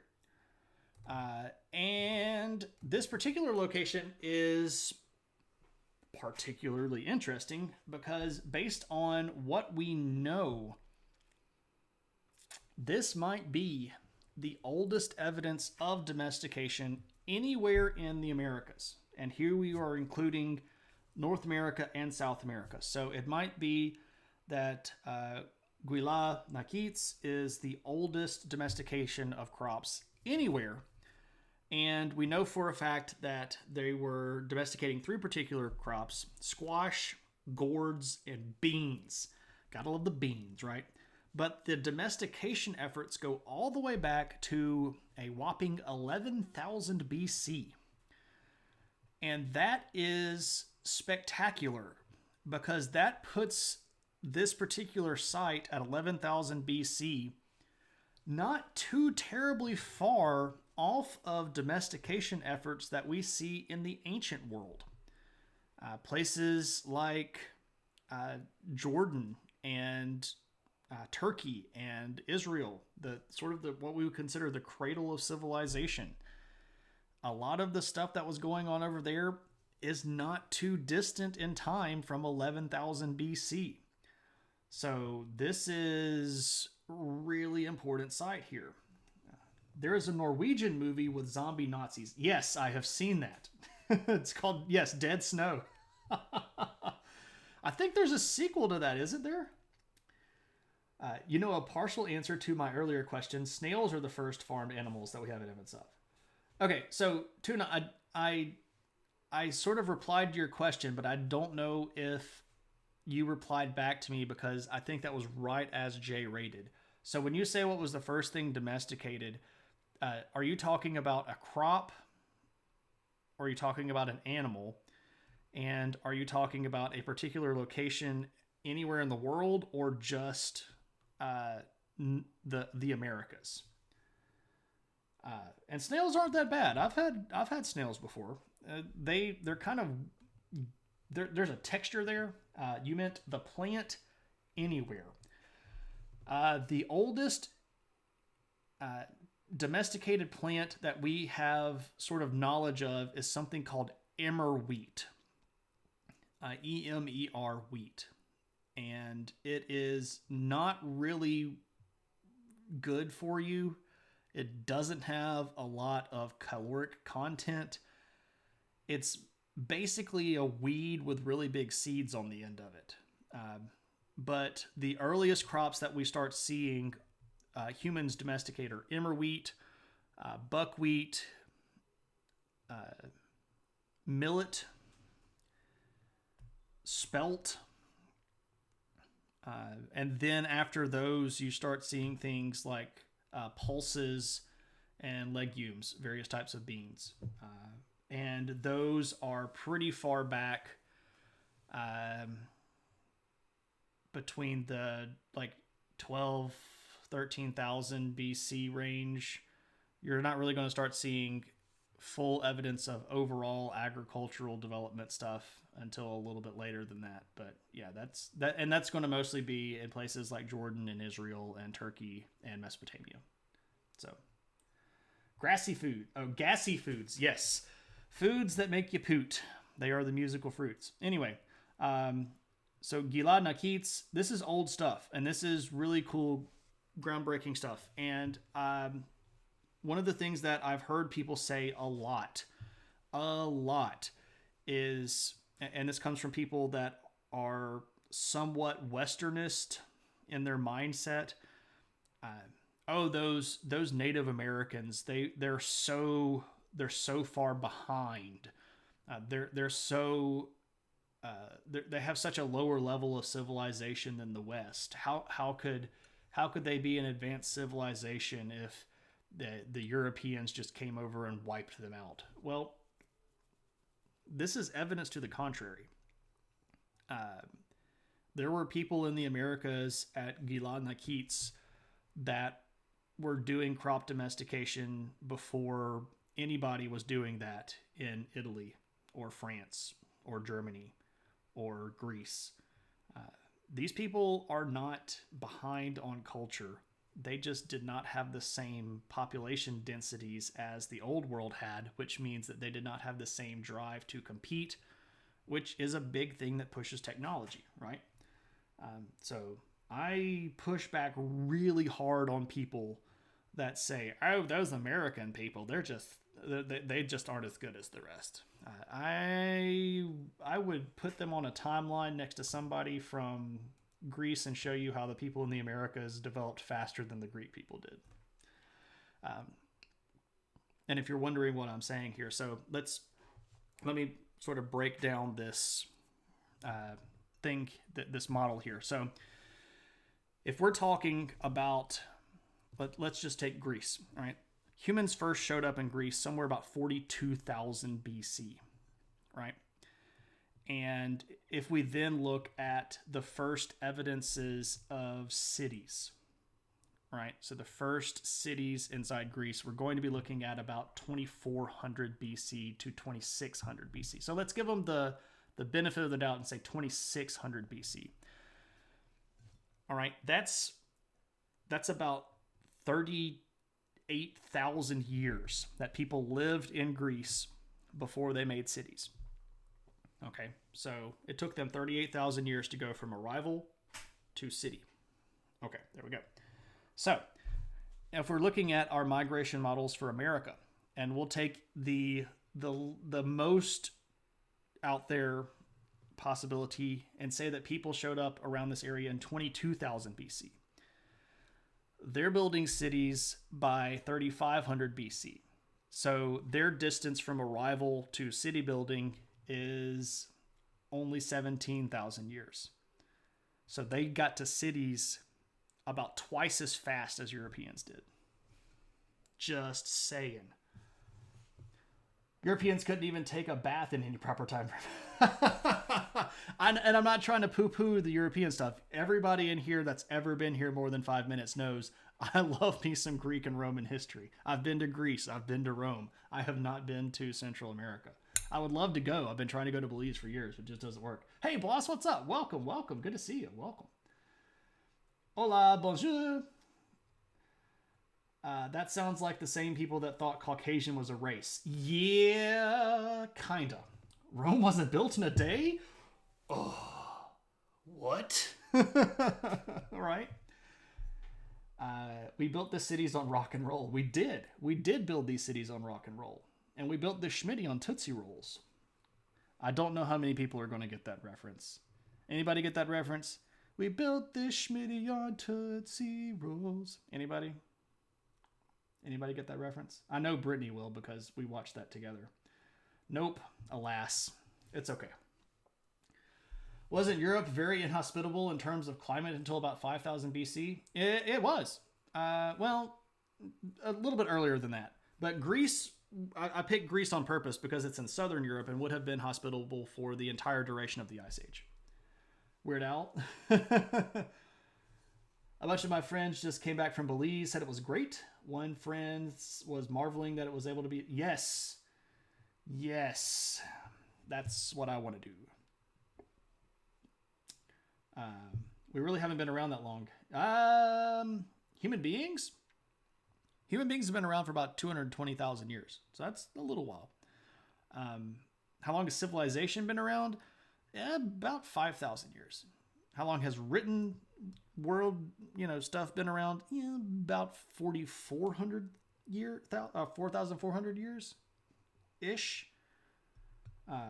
It's 2021 now. But in the span of things, not so much. Anyway, there we go. Beans at Gila Nakits. We have been around for 220,000 years. Yeah. Human beings. And that's why I love prehistory.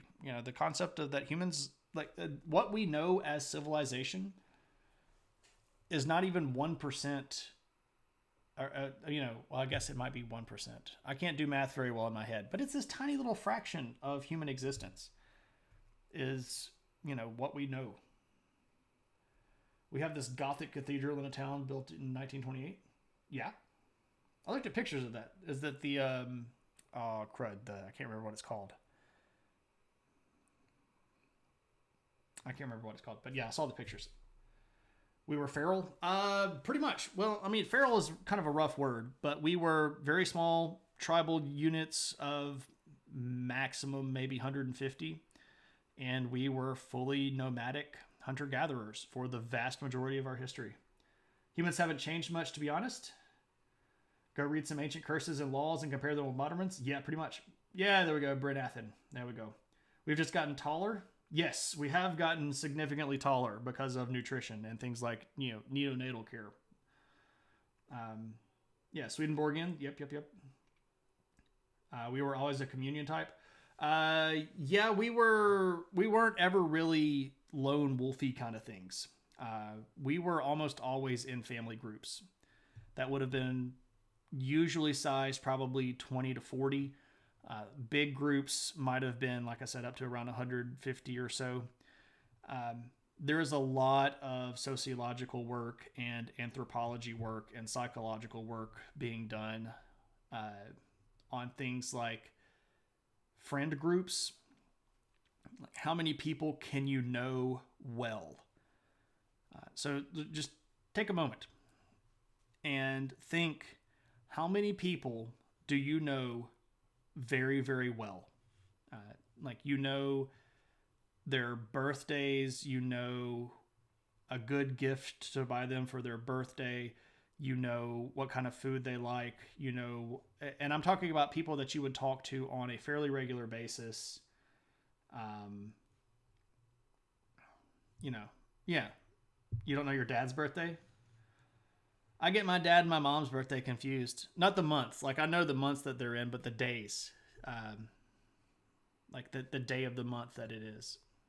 I know my mom's is in September and my dad's is in January, but I always get it mixed up. John Green said we had a lot more sex before civilization. We did. Oh, there's Techman. Techman has asked for the puppy. Let me call the puppy. This is a fun treat. And this might be Techman saying, shut up and talk about history. And I'll derail this with a puppy. Hey, Techman, welcome.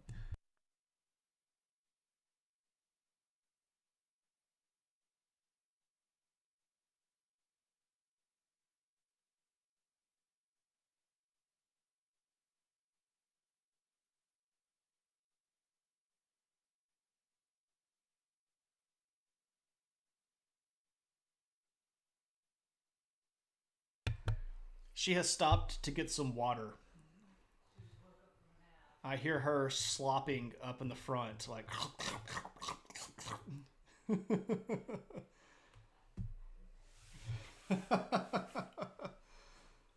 We need a stream where you can just ask questions. You can do that whenever you want to, Bloss. You can ask questions about anything you want. We can move on a little bit while we're waiting for the puppy. Tehuacan. Why am I mentioning Tehuacan? Tehuacan is the first place in the New World where we know that they grew corn. And I forgot altogether to talk about Gilad Nakitz. But here we go. And here's some pretty cool petroglyph stuff again that I forgot to show you because I got sidetracked. You'll go down a rabbit hole of annoying people. Nah, you're not going to annoy me, man. I promise. So this is at Gilad Nakitz, the place where we know that the first agricultural stuff happened. And this is the sort of rock shelter that I'm talking about. You see where it sort of overhangs and it offers some protection from the elements. This guy's an ancient corn cob. Okay, so here's the puppy. Come here. Hey, come and see me. Oh, come here. Oh, do I have to take the toy from you to get you up here? Come on. Come and see me. Come up. There we go. There's the puppy. Hello, puppy. Oh, my goodness. Oh, hello. Oh, hello. Hello. You look right here. You say hello. Oh, my goodness. It's a big fur baby. Where are you going? Hey, you want your toy? Hey, come here. Come here. Come here. There we go. I want that toy. Give me that toy. Give me that toy. Oh. You want this? Is that what you want?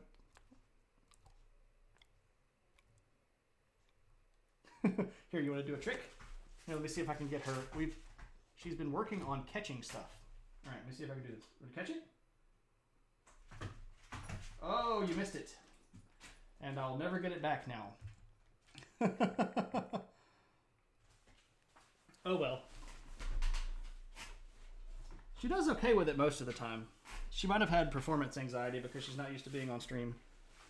I don't think she's actually very comfortable around all of this stuff because I've got a lot of lights on. So I've got lights here and then I've got lights behind me and she's just not used to all of that stuff. Yes. Yes, she does not like me taking the toy from her at all. At all. This is the most underrated Twitch channel. You deserve so many more followers. Bloss, man, I appreciate that. I really do. My goal here was never to amass a giant army of followers or to make money from any of this stuff. Honestly, I come hang out with you all because I like talking about history and I like hanging out with people. And it seems to me like this does something for people and they learn a little bit and it's in a comfortable environment where we don't have to worry about stuff. And we could just chill and hang out and be, super positive and support each other, right? Once a puppy, always a puppy? Indeed. She's a big old puppy. Dun dun dun. Dun dun dun dun dun. Eternal 7 Art, thank you so much for that. Yeah, the puppy is a big baby. We've been working on the catch the toy thing. She gets so excited sometimes that it goes awry. She does not like it though when you take the toy from her. Sometimes to get her up on the camera, I have to, but then she'll immediately get it and then she'll go back into the other room and she'll stew. I will give her a T word later and we'll smooth everything over. If I said it out loud, she would hear me even across the house and she would come back here expecting one. Like, what'd you say? Did you say that? And I can't say it here on stream because my wife is actually on the front computer. So the dog would hear me say it from the screen. Anyway, she's a mess. So Tehuacan. What's up with Tehuacan? Well, let me show you this corn cob again. Boom. It's an ancient corn cob. And you go, that doesn't really look very much like corn. And well, yeah, it's because it's ancient corn. And it doesn't really look like what it is right here. It's purple maize. Purple maize. There we go. Had to. That would hurt to wipe your rear end with. Yes, it would. I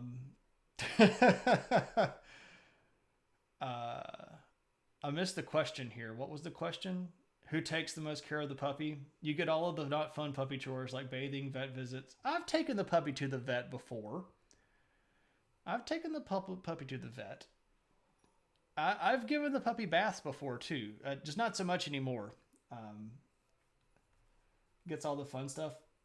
Okay, so let me clarify here that playing with the puppy can sometimes very much be work, because she has a boundless store of energy, and she enjoys like play fighting, which we call battle, and she will bite the fire out of me.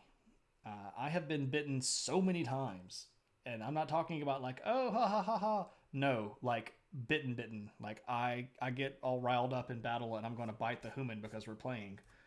But anyway, there's all that. Purple maize sounds like some marijuana strains. Yeah, anyway, it could use some evolution. That's not even its final form. But that came from Tehuacan, and it's radiocarbon dated to about 5,700 years old. So that's like a 7,000-year-old corn cob. So there you go. Corn is one of those things like bananas and chihuahuas that have been bred to be completely unrecognizable from how it used to be. That's very accurate. That is very accurate. So Tehuacan is actually considered by many to be the site of the first maize domestication in the New World. And that's important because maize very quickly becomes the staple crop for all of the New World: North America, Mesoamerica, and South America.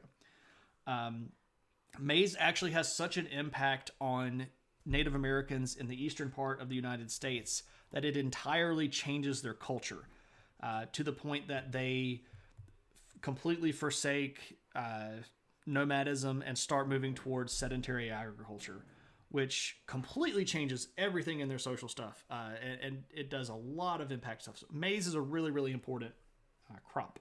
So I'm getting very excited about corn, but corn has a lot of socioeconomic impact in the ancient world in North America. Just saying. It's not just those massive kernels that you get. It's the big stuff. Popcorn, indeed, which was a Native American thing. Yes, it still does have a very big socioeconomic impact. So if you know anything about American politics, you'll know that the first primary of a presidential campaign is held in Iowa. And if you want to run for president, you have to go to Iowa and suck up to the corn lobby. Because yes, there is an organized group of corn producers that lobbies our government to the tunes of billions of dollars a year. It's the truth.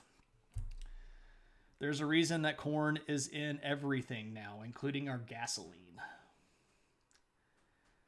Didn't mean to start a fight. Oh, the puppy is very much Brittany's dog. I, in principle, am not necessarily a big fan of inside pets. I don't like cleaning up after inside pets. So I didn't want an inside pet. Brittany did want an inside pet, so we compromised and we got an inside pet.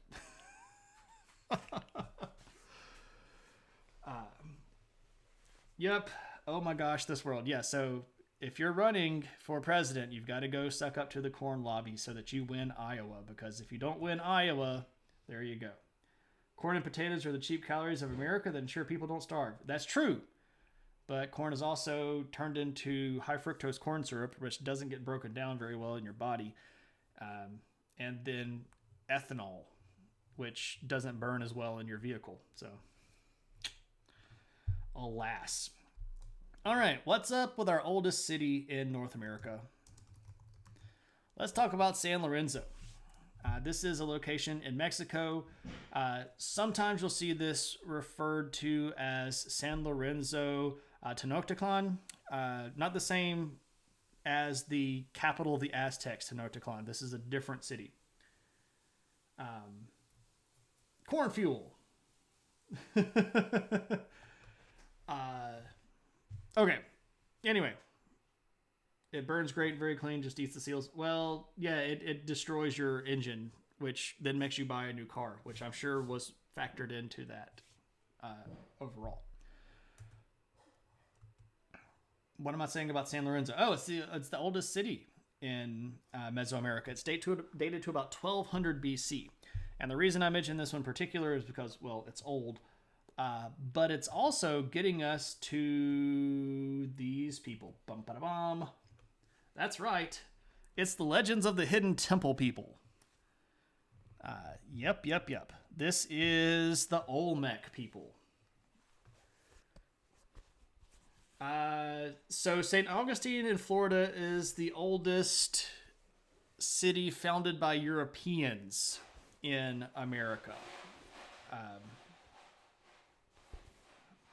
Moai-like. Yeah, similar.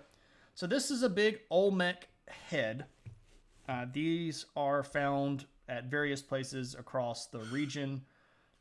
Olmec were a group of people that we will talk about significantly more next week when we're actually talking about old kingdoms in Mesoamerica, which is going to be the topic for next week. But they have a big city at a place called San Lorenzo, which we can look at here.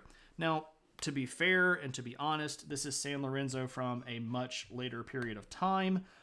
San Lorenzo is a very populous city all the way up until about 400 AD.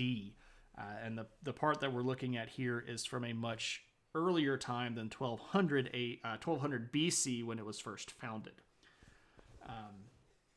Native people had tons of cities. Like we've talked about like 3 of those tonight, at least. It looks like an old fortress. It does. So we talked about Poverty Point, which was a city. This San Lorenzo here had an urban zone of about 140 acres, and the agricultural zone that it supported, or that supported it, so agricultural suburban zone of about 1,700 acres. The stonework and skill here is just friggin' amazing. Absolutely, really good stuff. We talked on Tuesday night about Cahokia. When I was showing photos on Tuesday night, we talked about Cahokia. That was a city in the New World that had a population the same size as London. Like if you were to take them at the same point in time, right around 1200 AD, and you looked at the population of Cahokia and the population of London, it was the same. There were huge cities of Native Americans in the New World way, way before any of the Europeans got here. Way before.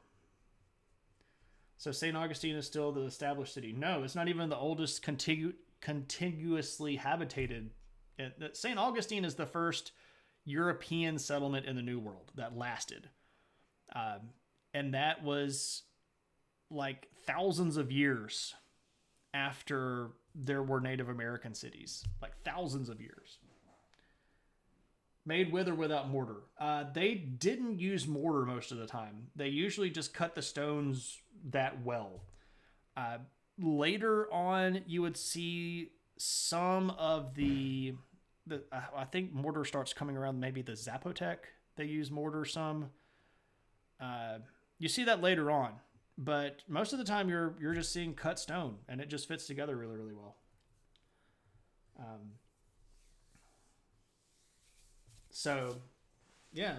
Ethan, the cities, there were dozens and dozens of cities all over the New World.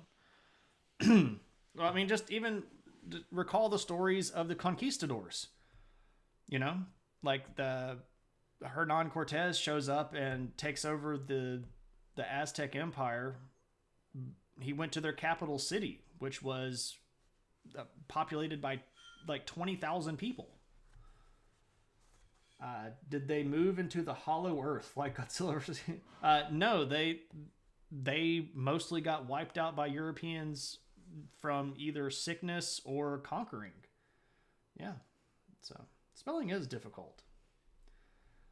And talking is difficult sometimes, right? Anyway, so there we go. We have talked about all of our zones. We've talked about South America and cities and agriculture. We talked about North America and cities and agriculture, and we talked about Mesoamerica. Smallpox was a huge one.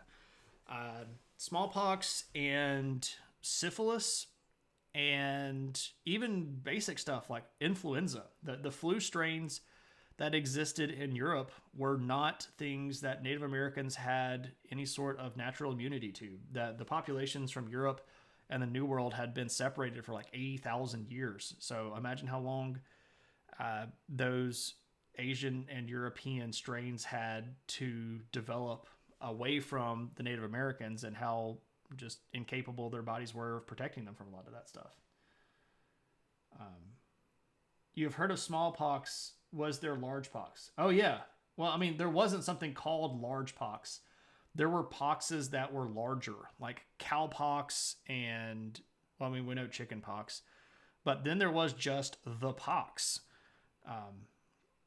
There were lots of different pustule-filled itchy things that killed people and got infected. And see, the thing about a lot of those diseases is it wasn't necessarily the pox that killed you. It was the fact that you couldn't keep yourself clean, right? So they don't have sanitation like we do. So, let's say, even in a modern world, let's say somebody gets a chicken pox. They get chicken pox and they're a kid and their body gets weak because they're trying to fight off the chicken pox. But then all of the chicken pox get popped open and they turn into sores. And what really got a lot of the people was the fact that those sores would then get infected, and then you'd end up with infection running over your body. And that sucks because they don't have antibiotics back then. They don't have Neosporin. They can't just go like, oh, put a Band-Aid on that. That's why aliens won't come. We are so germy. This one has parameciums in it. Oh, wow. Yeah, look at all the different poxes. Oh, wow. Lots of poxes. Oh, yeah, syphilis. There you go. The great pox. Yep. Swine pox. Squirrel pox. All the poxes. Thanks, Junk. That was a good link there. All right, ladies and gents. That is going to do it for me for tonight. However, if you have any questions, if we want to continue the discussion, we are welcome to do so. I know that Blas may have had some stuff that you wanted to bring up. You're welcome to do that. And again, everybody can ask questions whenever they feel like. I don't really care. We're here to hang out and have a good time. So ask your questions. Who's got them? Or if you would like, you can redeem any channel points. So below you have a little icon of the adventure hat. It looks like this. And you will see adventure points. And you can redeem points if you desire. Was I ever a priest of the hand? No, Browning was only ever doing priestesses when I went. I was the first and only priest of the pig. Hey, Botivic, welcome. Yeah, Purple Maize. I've enjoyed that one a lot. So is there a sequence of what is being taught? So next time, will you keep up with the ancient American history? Yes. So Fog, what we are doing on Thursdays, we are covering history from the beginning, and we are moving in chronological order. And we are moving in chronological order in chunks because we can't literally do everything for every year. So right now we are in a chunk of time that covers about 200 BC to about 1 BC. But I needed to sneak this stream in because I had not done enough due diligence on the Americans.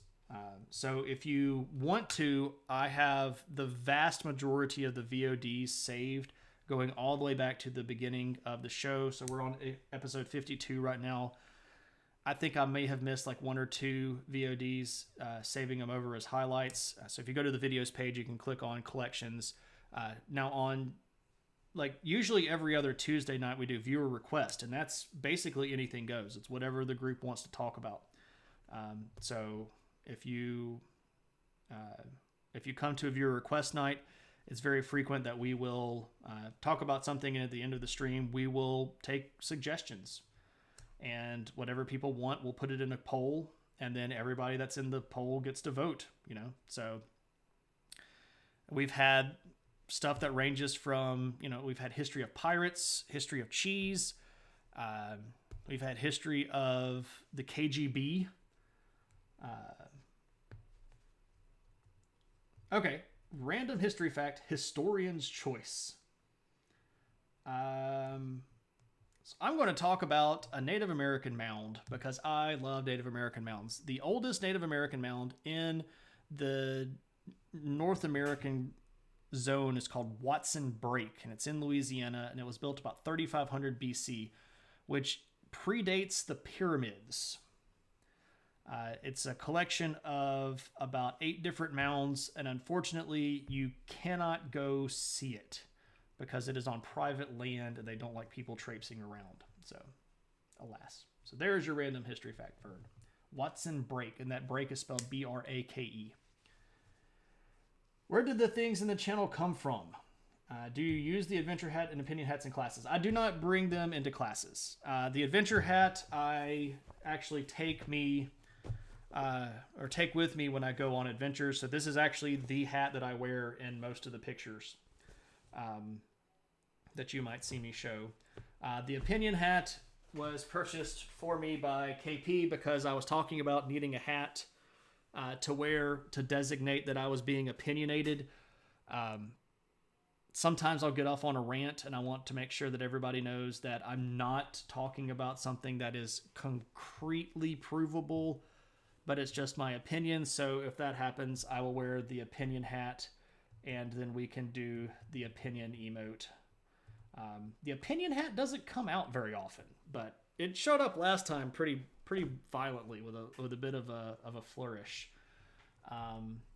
Watch me pull an opinion out of this hat. Mound, yes, Native American mound. So this is a fake hill that Native Americans would build using baskets and dirt. So they would literally just dig up dirt and pile it into a mound. And the biggest mound at Watson Break is about 40 feet tall and about 60 feet long. So it's a pretty big hill, mound, whatever. Let me show you. We can use the power of Google Earth here, and I'll show you the Native American mounds. Let's go to. I doubt that Watson Break will show up. Let's go to Emerald Mound. Here in my home state. What's in the news? Let me zoom in on this. Okay, so let me kill this guy. All right, so Fog, what we're looking at right here is clearly a hill, but it is not a natural hill. This was built by human beings over the course of about 100 years by taking dirt from the surrounding area and piling it up on top here. The mound itself is, the big one here is about 60 feet so tall, and then this secondary mound on top of that is about another 30. So from the bottom to the top here is about 85, 90 feet tall. Really honking big stuff. And yeah, it's shaped somewhat like a pentagon, and the points of the pentagon point at certain periods of time, like when the sun would rise at certain points of the year that would come up over one of these points. There used to be other mounds up here, but it was actually tilled up, and people planted crops on top of it. Yeah, look at all those mow lines, all right? So there are these all over North America. And I've been to about 2-3 dozen of them, but not as many as I would like. Okay, so let's talk about what's in the news. How much time do you think they took to build something like that one? That one took about 100 years. And it wasn't all built at the same time. It was built over a few different periods of time. Have you ever gotten to take GPR or an acoustic scan of one? No, I don't have any GPR material myself. That stuff is actually not as expensive as it might sound. I just don't have any of it. And for some of those places that are on state or federal land, it's actually illegal to fly drones. So they're pretty stingy about what they let just the random person do. Generational labor of love. Yeah, multi-generational. Let's see what's going on in the news. I'll admit that I have not looked at the news today. I know that there are some things going. There are things that I could talk about that I probably shouldn't talk about.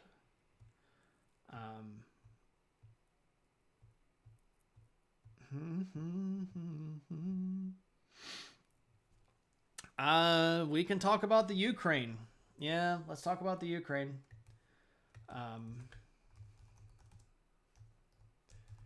So, a few. Where should I even start?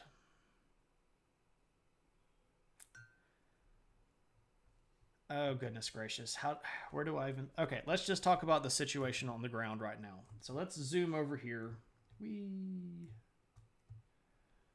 You visited a farm in Kentucky that was gifted by your ancestors to the Continental Congress for helping the Revolutionary War and had Indian bear. Nice.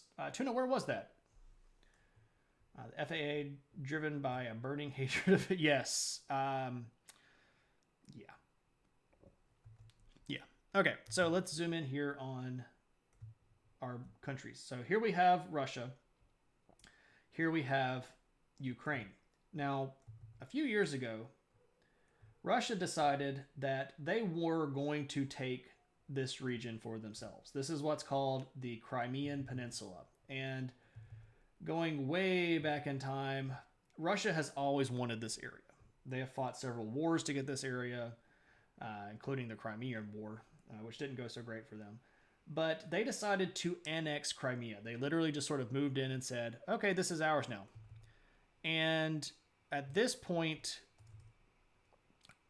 the border here between Russia and the Ukraine is under a lot of tension.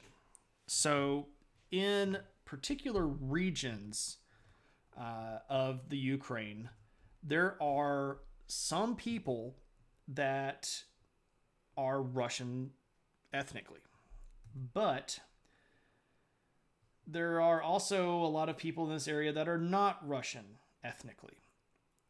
So back under the previous couple of regimes in the Ukraine, this area has been more or less tumultuous.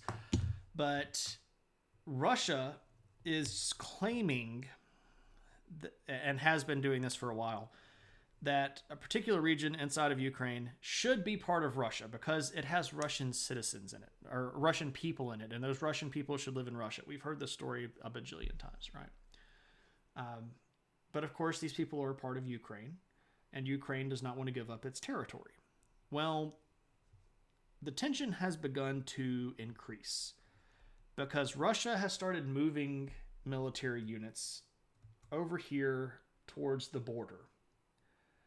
And it looks like, for all external purposes, like they might be planning to just roll in and take the area. And the particular region that we're talking about is called Donetsk. It's right around here. Well, you're not, I'm just doing that thing. So this region right here, Donetsk. And Putin really wants that area. Putin really sort of wants the entire Black Sea coastline. And it looks like he's maybe going to make a move on it. So what year are we talking about? This is today, Fog. So when someone redeems what's in the news, we're talking about stuff today. So like right now, Russia is moving troops to the border with the Ukraine. And the the leadership of the Ukraine is getting really tense about this. The United States just announced this week that they're going to be sending troops to Germany. This is pretty clearly a move to sort of try to prop up NATO members, the North Atlantic Treaty Organization. Ukraine current status not on fire as of 1 minute ago. Yeah. Ukraine was actually applying to be a member of NATO and was within just a few couple of cross the T's and dot the I's from being a part of NATO until the next most recent president took over and then immediately shut all that stuff down. The current the current elected leader has been sort of wishy-washy on whether or not he wants to start trying to get back towards NATO. But right now, I would think that there's a pretty good chance that he would love any intervention that would be possible, because just to be honest, Russia's getting kind of antsy, and it's starting to look like they might just roll in the tanks and try to take the area. And just to be honest, I don't know if anybody would do anything about it. I really don't. Russia has gotten its way on just about everything for about the last 5 years. So, who knows? Russia got really interested in Ukraine when they were close to joining the UN. Yeah. Biden put a lot of sanctions on Russia too. That's more about elections and hacking stuff. Right. Got a bit confused since we were talking about some of the history. Yeah. So we jumped to the present when Russia started moving troops to the border. That happened about 5 or 6 days ago. Russia got really interested in the Ukraine about the time the fall. Well, no, the Tsars wanted that all. Like, we can go all the way back to the 1700s. The concept of owning the Black Sea, that was always one of their goals. Crimea is also one of the only Cold War. Yeah. So you got to have those port cities. Got to have those ports. And Crimea was the thing. But what's crazy is that Turkey still doesn't want them floating through the Bosphorus. So now I'm talking about really obscure pieces of history from neat little nuggets of past. You're talking about modern Russia. I don't know when you would qualify that. Would you qualify modern Russia at Lenin?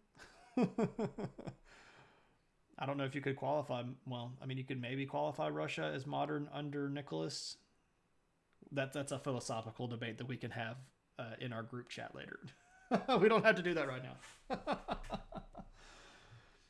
All right, ladies and gents, let's go do a raid. We'll go do ourselves a raid, and we'll drop off some love with some other people. Is Habsburg Russia modern? Habsburgs being in Russia is not modern. Habsburgs haven't had control anywhere close to that area for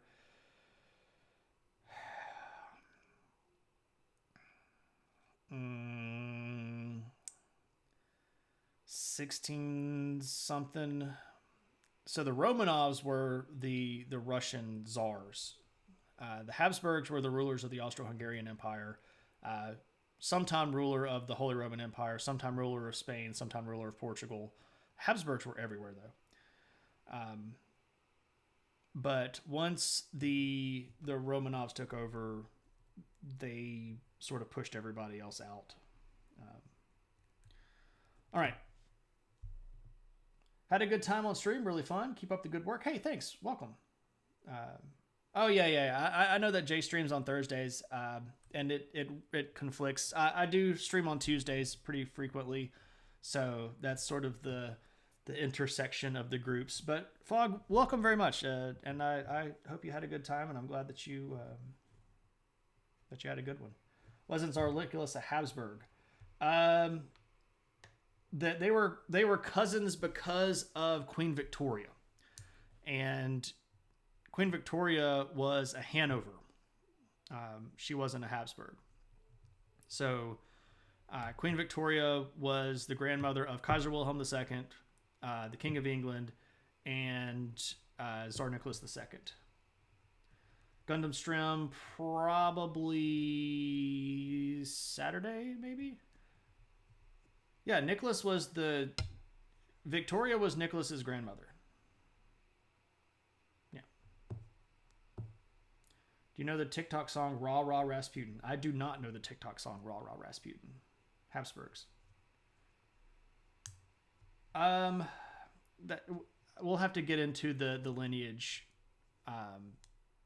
So he was a Romanov because his family was Romanov, and he had Hanover because of the Hanover side.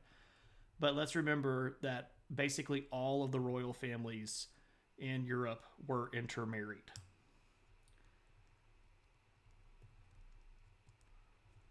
We can get into that later on.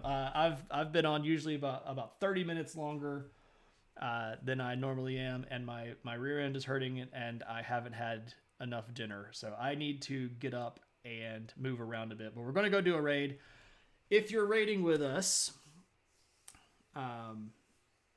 we do the battle cry adventure. So when we get in, we will yell adventure, and if you have them, you can throw all of those fancy adventure hats into the chat and let everybody know that we have arrived.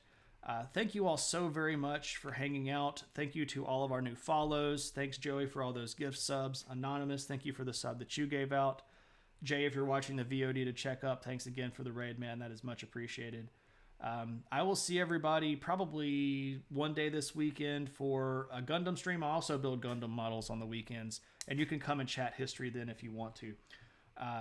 Our next scheduled history stream is next Tuesday, where we will be doing a viewer request on ancient people that grew up and lived and came from Florence, Italy.